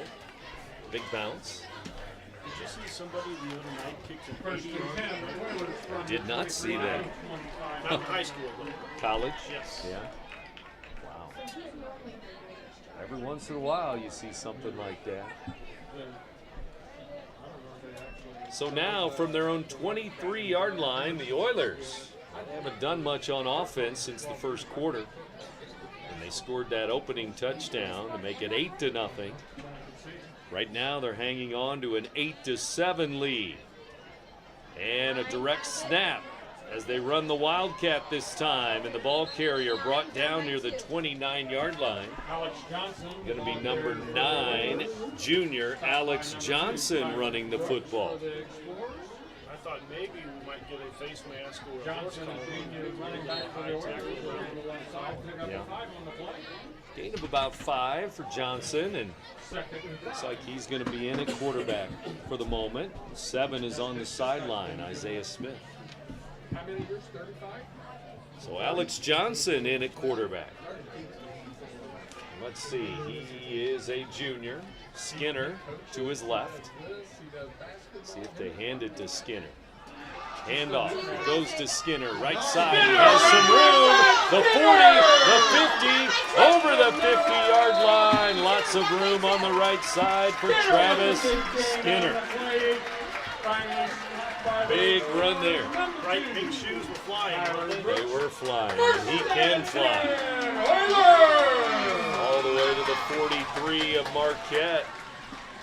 So, got him out of a hole there. Well done. A 25 to 30-yard carry that time over the right side for Travis Skinner. As the right side of that offensive line did some good work. Good offensive line for the Oilers. Now they'll try the left side. Skinner again. Can't get outside this time as 51 grabs his jersey, and that's Keller making another play for Marquette. Senior for the Explorers on the stop. We're at 7:55 to go. Nico Keller with the tackle. Brings up second down. Second down and 10. No gain there. As Skinner. Big gain to the right, and then no gain to the left. So from the Marquette 44-yard line, second down. Johnson going to hand the ball off. Skinner some room, and he breaks outside. There he goes. Up the right hash mark inside the 30-yard line to about the 28-yard line. Skinner again. Right side again. Travis scores 8-7. They're looking for more. They are looking for more because this drive is going good for number 2, Travis Skinner. A couple of big gainers on the right side. An offensive line doing some good work. Wright, Thornton, Thompson, Ray, Carter, Champlin, and tight end. Here we go. Wingbacks left and right here. A little new formation, but it's going to be Skinner again up the middle. Has some room, and he finds some room down near the 20, 21-yard line. A gain of about 7 or 8 yards again, this time up the middle. Almost to the red zone. Freshman D-back for the Explorers on the stop. 21-yard line. Second down and 3. Skinner making way up the field. It doesn't appear 7 is hurt. It's just a change of pace this sequence, I guess. Yeah. And still the handoff going to Skinner. He did have the one quarterback keeper there, Alex Johnson. But now 21 yards away. Oilers lead at 8-7. Johnson in at quarterback here in the third quarter. Snap back, handoff Skinner, some blocking ahead of him. There he goes, leading the way inside the 10, the 5-yard line. Travis Skinner again. Boy, he just waits and waits for those blockers. And all those big guys in front of him and that little guy right behind. Little Travis Skinner. And they may keep feeding him, right? 4-yard line. Exactly. First and goal. Let's see how it goes here with Johnson at quarterback. Skinner off to his left. Oilers 4 yards away from pay dirt. They give it to Skinner, right side, and he's dropped here. And they get into the backfield. It's going to be a loss. And 69, Jack Bieber. He's been in on a lot of plays tonight for Marquette. Junior linebacker for Bieber. Marquette. And they drop him outside the 5, back near the 6-yard line. 2nd and 5 for the Oilers. 2nd and goal. And so they tried Skinner again, this time no gain, loss of 1.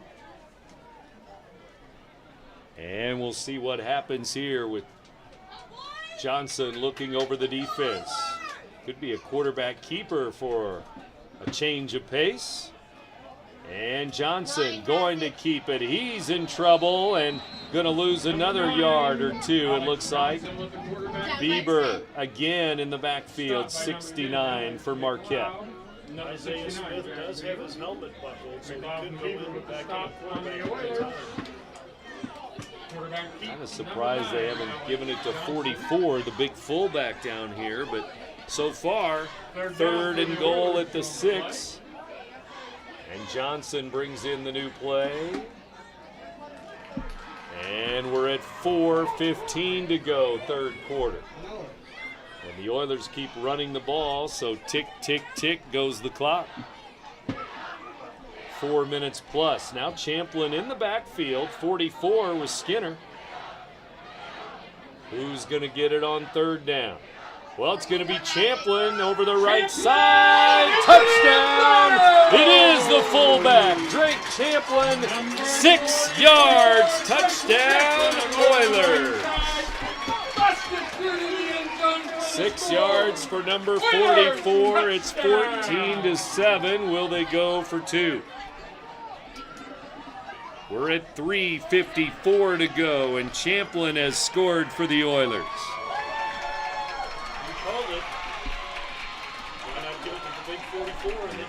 Yeah, the big fullback rumbles over the right side, and he follows the blockers in the offensive line, too. Oilers are going to go for a 2-point conversion.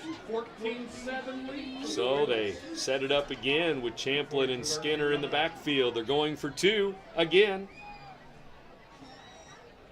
And a 7-point game. Johnson going to throw. Now he's going to run, and he runs it in. He takes it in himself. Johnson, 2-point conversion for the quarterback keeper there. 2-point conversion, and now 16-7 in favor of the Oilers. They take a 9-point lead. You're listening to Big Z Radio Sports, presented by the Simmons Hanley Conroy Law Firm.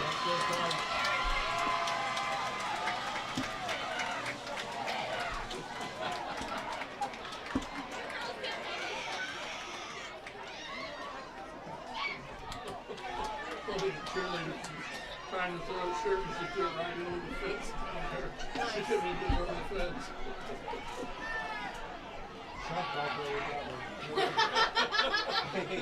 Hey, third baseman with that. Hit the pitcher in the head. Yeah, Oh, I bet. You still coach? you coach James. Oh, you do?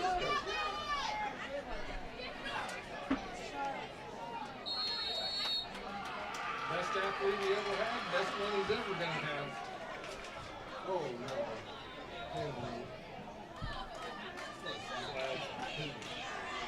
Oilers kicked the ball out of bounds at the 33-yard line. Brad and Brent back with you from Wood River. Big touchdown there. Now it's a 2-score game because the Oilers have gone for 2 twice. They're 2 for 2 in 2-point conversions, so that makes it a 16-7 ball game.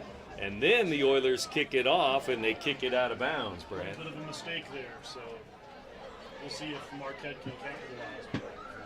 So Marquette ball, penalty as the Oilers kick it out of bounds. But, well, the Oilers 2 touchdowns, and they're not scoring by 6s or 7s. They're scoring 8 at a time. It's 8 and 8 to make it 16-7. East Dalton Wood River with a 9-point lead. So again, 2-score game now. So the Oilers led 8-0. Then it was 8-7, 8-7 at halftime. Now it's 16-7. See, Isaiah Smith is indeed playing, so he's not injured. He's playing defense. Back on defense. And here we go. Marquette on offense. Jack Ray gets ready for the snap.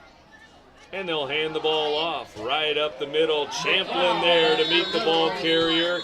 Drake Champlin, the linebacker, meeting the senior, Alex McLeod. Champlin with the stuff on Signals to the crowd, get up. 44, the middle linebacker and the fullback on offense. Middle linebacker defense. Serving as cheer captain. Of course. And he is number 44, one of the captains on the team. It came out for the coin toss before the game. Skinner, Champlin, Wright, and Thornton. The Marquette captains were Keller, Hamburg, and Wiley. Some linemen, seniors. Here we go, 3 minutes to go, third quarter. Oilers lead it 16-7, third quarter. Here's a ball deflected and picked off. A flag flies, and it is picked off as the ball was deflected. Laquan Everidge, number 1, Everidge with a pick. Let's check the flag. If it's a holding, they'll decline it and take the interception.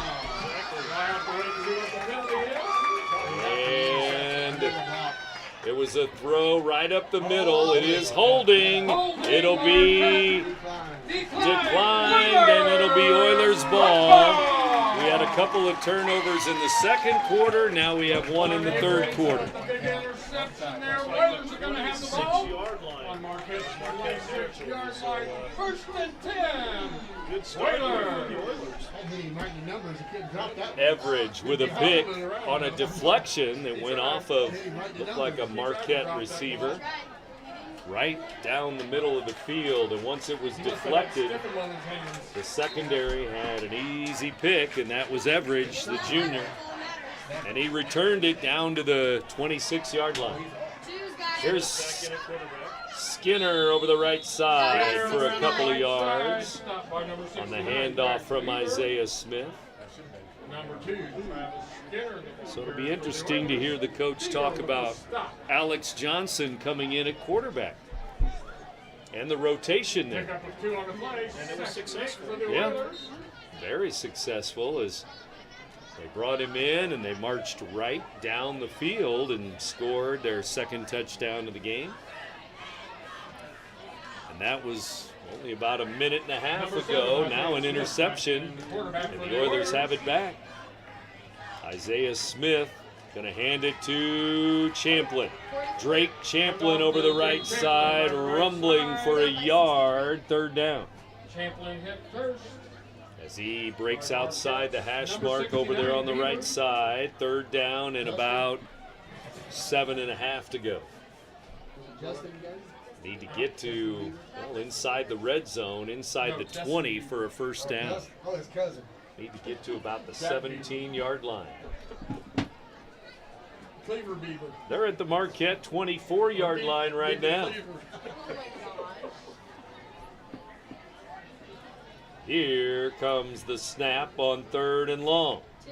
Snap back, Skinner, a lot of room with the blocking there, a lot of room to run, and he's inside the 20. It's going to be fourth and short. Looks like he may be about a yard, yard and a half short when they mark it at about the 18-yard line.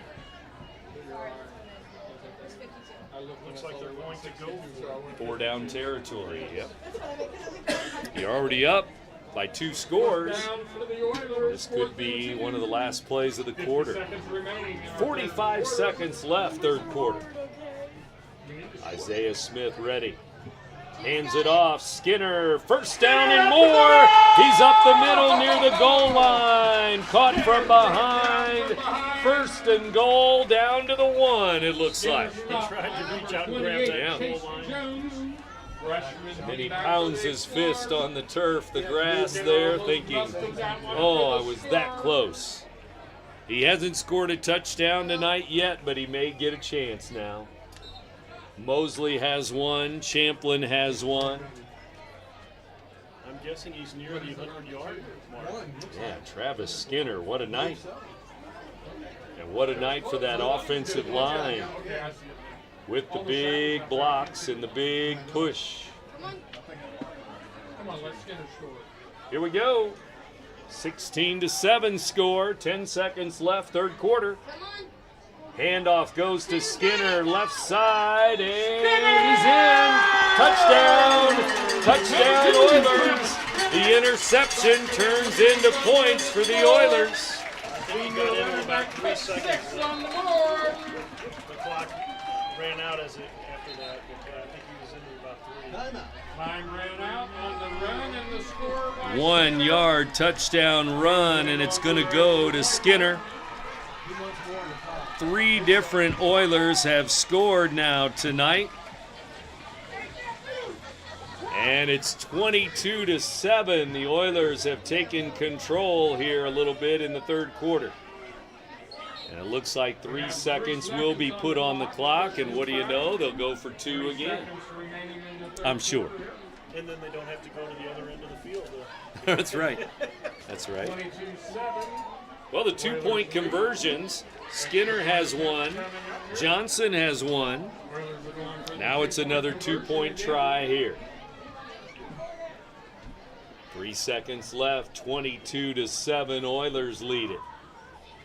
Here we go. Handoff Champlin, left side, and he is going to lean in and score. 2-point conversion. Big number 44, hard to stop. So Champlin puts it into the end zone for a 2-point conversion. And after 3 quarters, we still have 3 seconds on the clock, but Champlin caps it off. Skinner touchdown, Champlin 2-point conversion. They have 24 points on the board, 3 touchdowns. But how about this third quarter? It's been all Oilers. I wonder what Coach Herron said at halftime. Yeah. Whatever it was, it worked. I'm going to ask him about that after this one. Wow. It was 8-7 at halftime, remember. Now it's 24-7. East Dalton Wood River with the lead. Isaiah Smith, it's fun to see him having a good time there. You know, he wasn't when he wasn't quarterbacking, but now that he's back in the game and playing on both sides of the ball, he was getting the cheers. Jumping around. There's a bobble on the kickoff, and it's scooped up by Marquette at the 31-yard line. And now we're going to get the last play of the third quarter, but we have an injury timeout. So at the end of 3 quarters, we're going to be at 24-7. The Oilers on top. And again, in this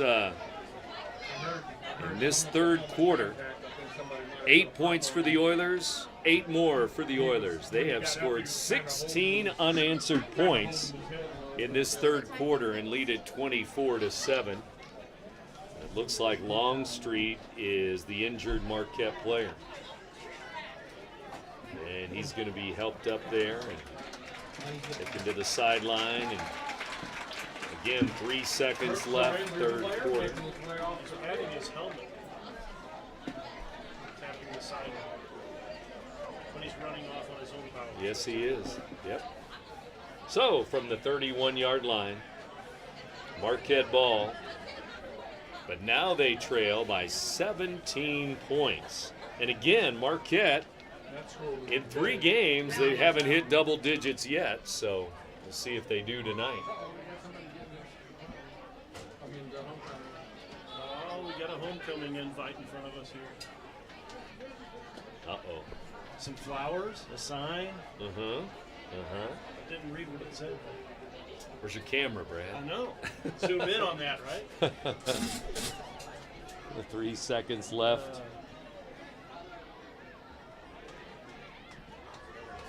Oh, it's one of the cheerleaders. He's aiming for 10 rows back. I think it's a yes. Surprised I didn't see anything to him. Did you give him the thumbs up? I didn't see. I was trying to check out the end of this third quarter first. If the world was ending, I'd want to something. Ask you to hold down there. Gotcha. Something like that. Yeah. Here's a handoff. Marquette to end the third quarter. It is McLeod, it looks like, and that's the end of 3 quarters. The Oilers with a big third quarter tonight. 2 touchdowns, 2 unanswered touchdowns. And to the fourth quarter we go with the Oilers in command now. 24-7 over the Marquette Explorers. Fourth quarter after this. You're listening to Big Z Radio Sport. Raymond Yates, number 22, senior for the Oilers, made 5 stops. End of our third quarter. 12 minutes remaining in the game. The Oilers leading 24-7. What time does he got to roll? Yep, I better. 8:50. Okay. I'll see you in the morning. Okay. Thank you. Yeah. Thanks for all your work. Help All right. the last 2 nights. See it. Appreciate it. All right. See you in the morning, man. Okay. Sports Talk tomorrow at 10, Brett? 10, yes. Illinois at 11. Okay.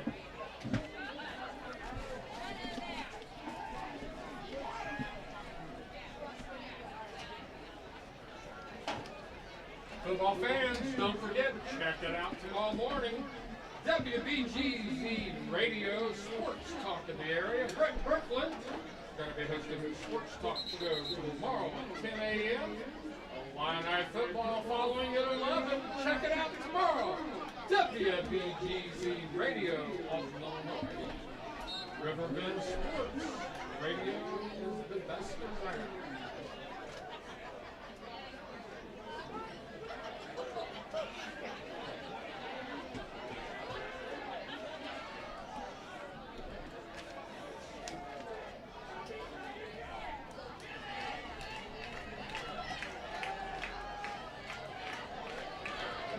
Well, back for the fourth quarter now. Welcome back. Brent Berklin here with you. Brad Choate with us here tonight for most of the night, but now he's got to take off. Get ready for Saturday morning news early tomorrow morning, but we thank him for all his help. Brad taking some pictures last night at volleyball. Some more great pictures tonight, I'm sure, on the way from this football game and all the pregame activities from military night tonight, the Skydivers, fireworks, all the military heroes and military vehicles here on site tonight. What a night. And the Oilers right now lead it 24-7 over Marquette as we go into the fourth quarter here on the Big Z. From the Barrett Heating and Cooling broadcast booth, big shout out to the RiverBend Patriots, one of the sponsors for tonight, for this military appreciation night at the stadium. They didn't signal first down. First and 10, Marquette. Fourth quarter again underway. Marquette at their own 41-yard line. Looks like the Oilers are going to be offsides. The big nose tackle jumping offsides. Jared Daniels, a senior, number 72. Daniels going to come out of the game now. He's the center, the snapper on offense for most of the offensive snaps. 11:34 to go in the ball game now. The Oilers with some breathing room. Touchdowns in the third quarter from Champlin and Skinner. The 1-2 punch. And they are 3 for 3 in 2-point conversions tonight. So they've had 8 points that have popped. 8, 8, and 8 for 24-7. Here's an incomplete pass. Over the head of Steffen. Incomplete. So second down and 5. 11 minutes to go, third quarter. Second down and 5 for the Explorers. Marquette football. These teams come in at 0-2. Somebody getting their first win of the year tonight, and right now looks like the home team. East Alton Wood River leading 24-7, fourth quarter. In the pistol now with Ray parked in front of the running back. The Oilers coming on a blitz, but they run by the defense and a first down and more inside the Oiler 40-yard line. The ball carrier, and that is going to be the senior, Alex McLeod, number 10, running the football for Marquette. Alex McLeod, the ball carrier for the Explorers. So the Oilers make a couple of changes on defense here. Some guys may be needing a rest here, needing a blow. With 10:45 left in the ball game. And Marquette driving now. They're at the Oiler 38-yard line, but they're down by 17 points. Snap back to Ray. Ray hands it off, and McLeod didn't get to the line of scrimmage, I don't think. They're going to mark him back near the 39-yard line. Looked like Tyler Adams was in on that tackle. Senior, number 8, Tyler Adams for East Alton Wood River, linebacker.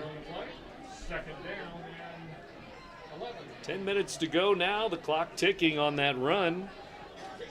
And a run for a loss of 1 yard, second down and 11. After this game, we'll go to the Roxana CM game in the 9 o'clock hour. At halftime here was 8-7 Wood River. Now it's 24-7 Oilers. Fourth quarter, Ray to throw it, and incomplete as he throws it in the flat over there on the right side, but dropped by the receiver. And so, third down and 11 for the Explorers. another third and long coming up for Marquette tonight. They've been in that situation a lot. Trying to get the comeback here.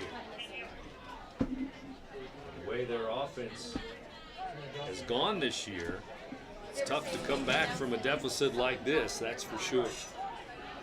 They just said if somebody comes up. Now they set up in the pistol once again. Third and long, third and 11. Marquette to throw. Ray throws it to the near side. Receiver not there. It was over his head. Thrown out of bounds. 33, Stephanie. And it will be fourth down, fourth and long, fourth and 11 on the incomplete pass here to the near sideline. As the pass was flying out of bounds, no chance for the receiver on that one.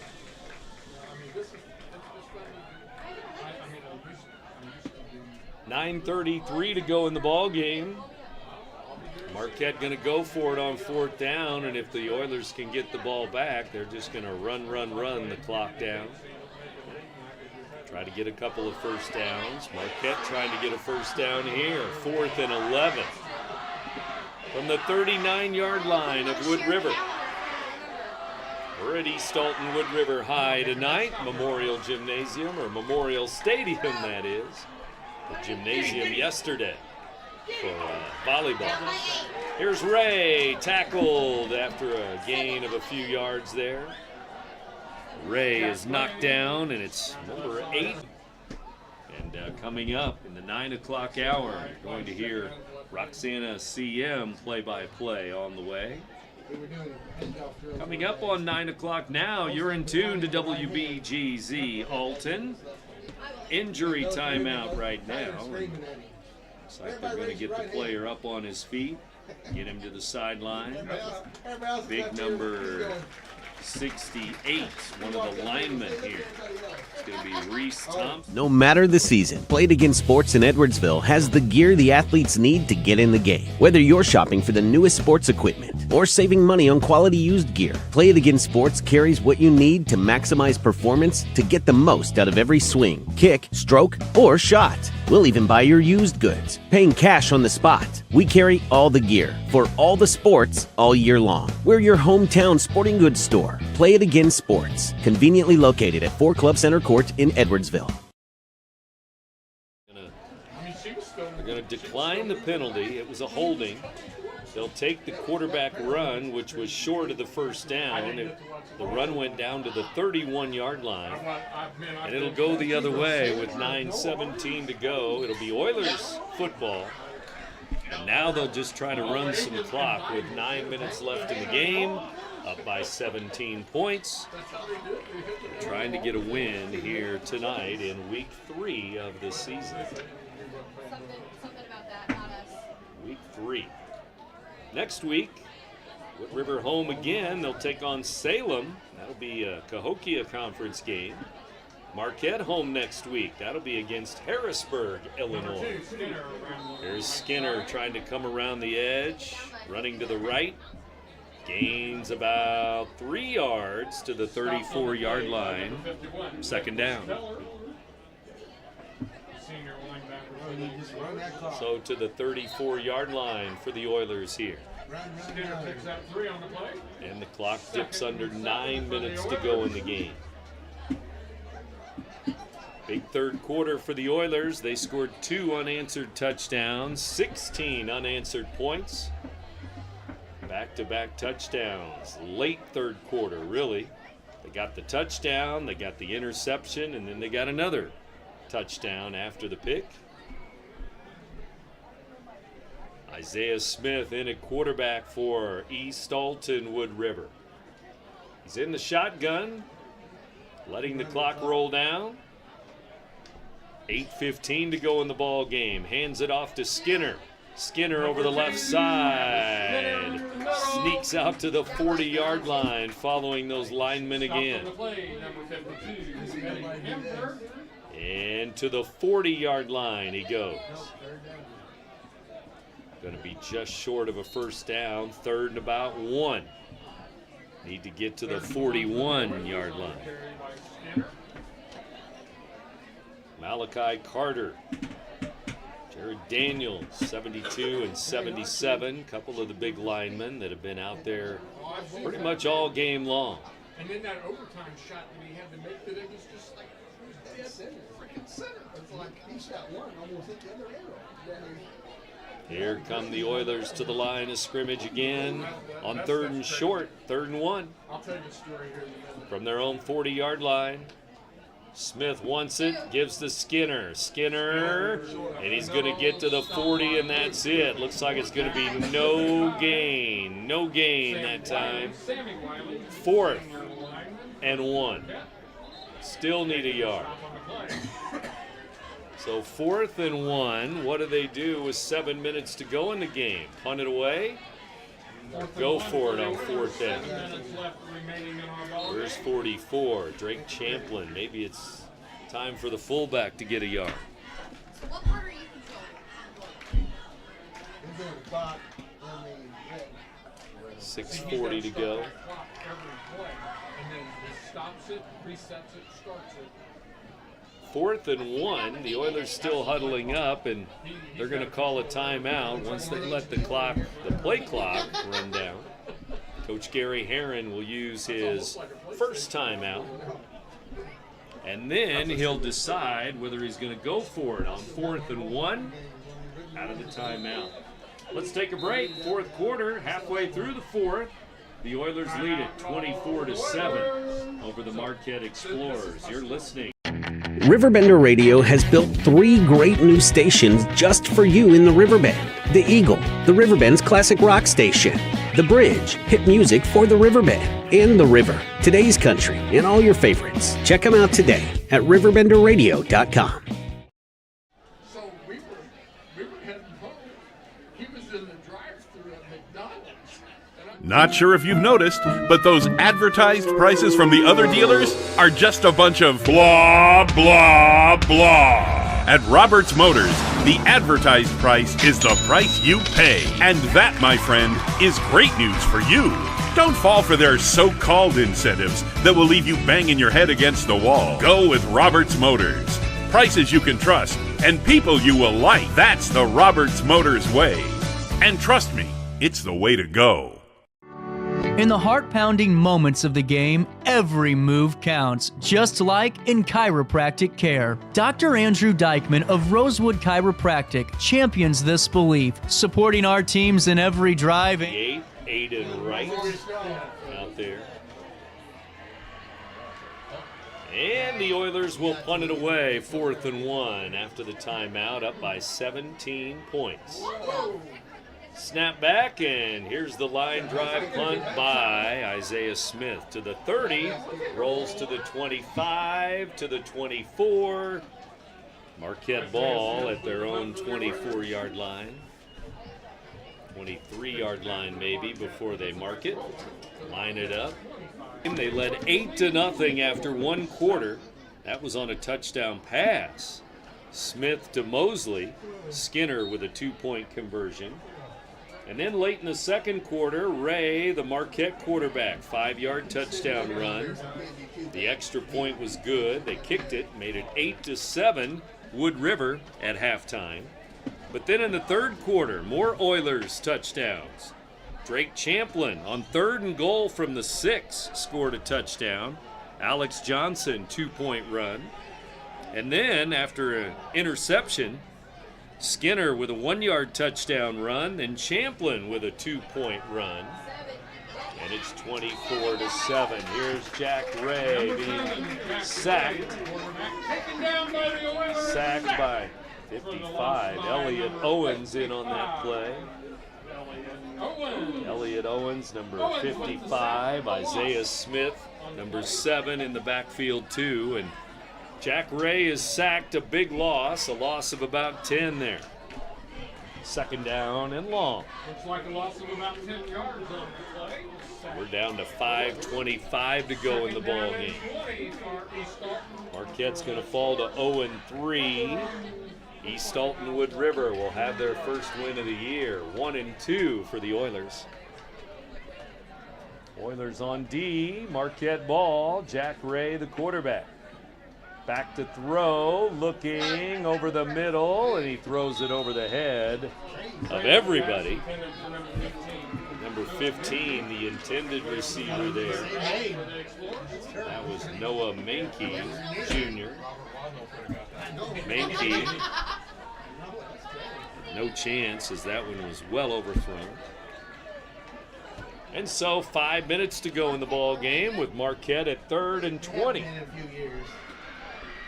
From their own 13-yard line after that sack a moment ago. Some of the fans heading for the exits here, 9 o'clock. Football here on Friday the 13th, week 3 of the season.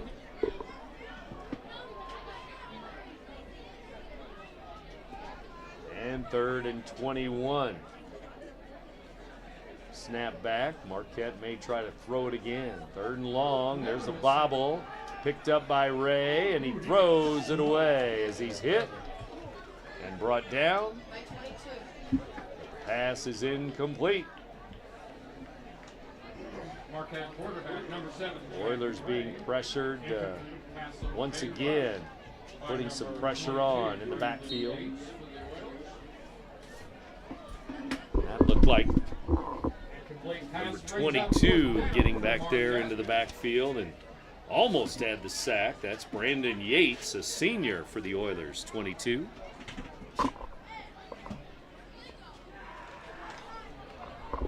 And so now the Explorers punt it away with 4:38 to go. Marquette will kick it away on 4th and 20, 4th and long, and Steffen boots it away to the 50-yard line. It's going to roll out of bounds near the 42-yard line. And Wood River will have the ball. Oilers' own 42-yard line, 1st and 10 with 4.5 minutes now to kill with this commanding lead, really 24-7 our score. And again, you look at Marquette's scoring totals this year, they've scored 2, 7, and 7. They'll be 0-3 on the season and still not the double digits yet in a ball game. struggling on offense for sure. And tonight it was 8-7 at halftime. Anybody's game, but again, the Oilers took control with those 2 touchdowns in the third quarter. And Johnson back in at quarterback. Alex Johnson hands it to Skinner. Actually, not Skinner this time. Some new players into the ball game.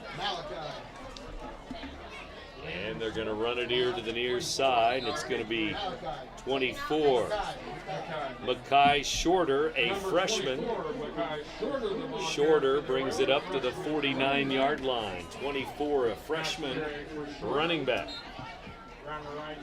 So up to the 49. He's going to pick up about 6 or 7 yards near the midfield 50-yard line stripe. Thanks again to Brad Choate for joining me tonight on the broadcast. Brad Choate, Brent Berkland with you here on the Big Z. From Wood River, Oilers over the Marquette Explorers tonight. 3.5 minutes left in the ball game. Johnson and Shorter in the backfield. Johnson, the quarterback, going to hand it off to Shorter, and he's hit, dropped in the backfield. That's Bieber again. Jack Bieber with another play, another tackle for loss back near the 45. 46, third down and about 5 to go. Third down Oilers, 3 minutes left in the ball game. They punted a moment ago at 4th and 1.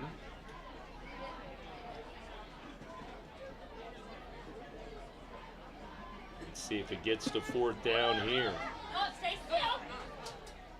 2:50 now on the clock as it continues to tick down. Oilers third down and about 5 to go. Snap back, handoff. It's Shorter again. There he goes to the 50, down near the 40, and scampering to the 38-yard line before he is brought down. Finally brought down by 51. Nico Keller makes another play. Marquette's number 51, Nicholas Keller makes the play. The 38-yard line, and the clock ticks again with 2:20 to go. First down, Oilers.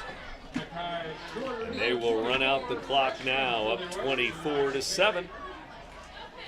First win of the year for Coach Gary Herron and the Oilers. He's only a freshman. 24-7 score. How tall is he? I mean, I can't tell. 5'5". 150 left as they give it to Shorter again. Shorter trying to turn the corner back to the middle of the field. Tough run to get a couple of yards, but he made it to the 35, 36-yard line. So he gained a couple, but looked like he was going to lose a couple. Coming up again, the CM Roxana game on the way. Now we're down to 1:20 left. 2 more plays for the Oilers, and they'll wrap it up for tonight. As we get ready for the 1-minute mark. 1 minute left in the ball game. The Oilers 24, the Explorers 7. And Oilers get ready for a snap. Final minute of play, 1 minute left to play in tonight's ball game. Looking out. The Oilers fans making some noise. The Oilers players celebrating on the sideline. Their home opener here. Now they're going to take a knee. Number 9 now. That's going to be it. 30 seconds left. They'll line up, and that'll be it. That wraps up an Oilers victory here at home tonight. No scoring in the fourth quarter. 24-7, our final. Big third quarter for the Oilers with Champlin and Skinner with the back-to-back touchdowns. And again, East Alton Wood River 24-7 over Marquette. The Explorers dropped to 0-3. The Oilers' first win. They're now 1-2 on the season. And both of these teams will play at home next week. Harrisburg at Marquette, Salem at East Alton Wood River. You're listening to Big Z Radio Sports, presented by the Simmons Hanley Conroy Law Firm. Great job for the Oilers tonight. When life throws unexpected challenges your way, you need a versatile legal ally to protect you. Sean Lentz, with over 12 years of experience, is here to help you in a variety of avenues. From personal injury to criminal defense and even semi-truck accidents, Sean Lentz has your back. Don't wait for the justice that you deserve. Call 618-465-8000 and see how Sean can help you today.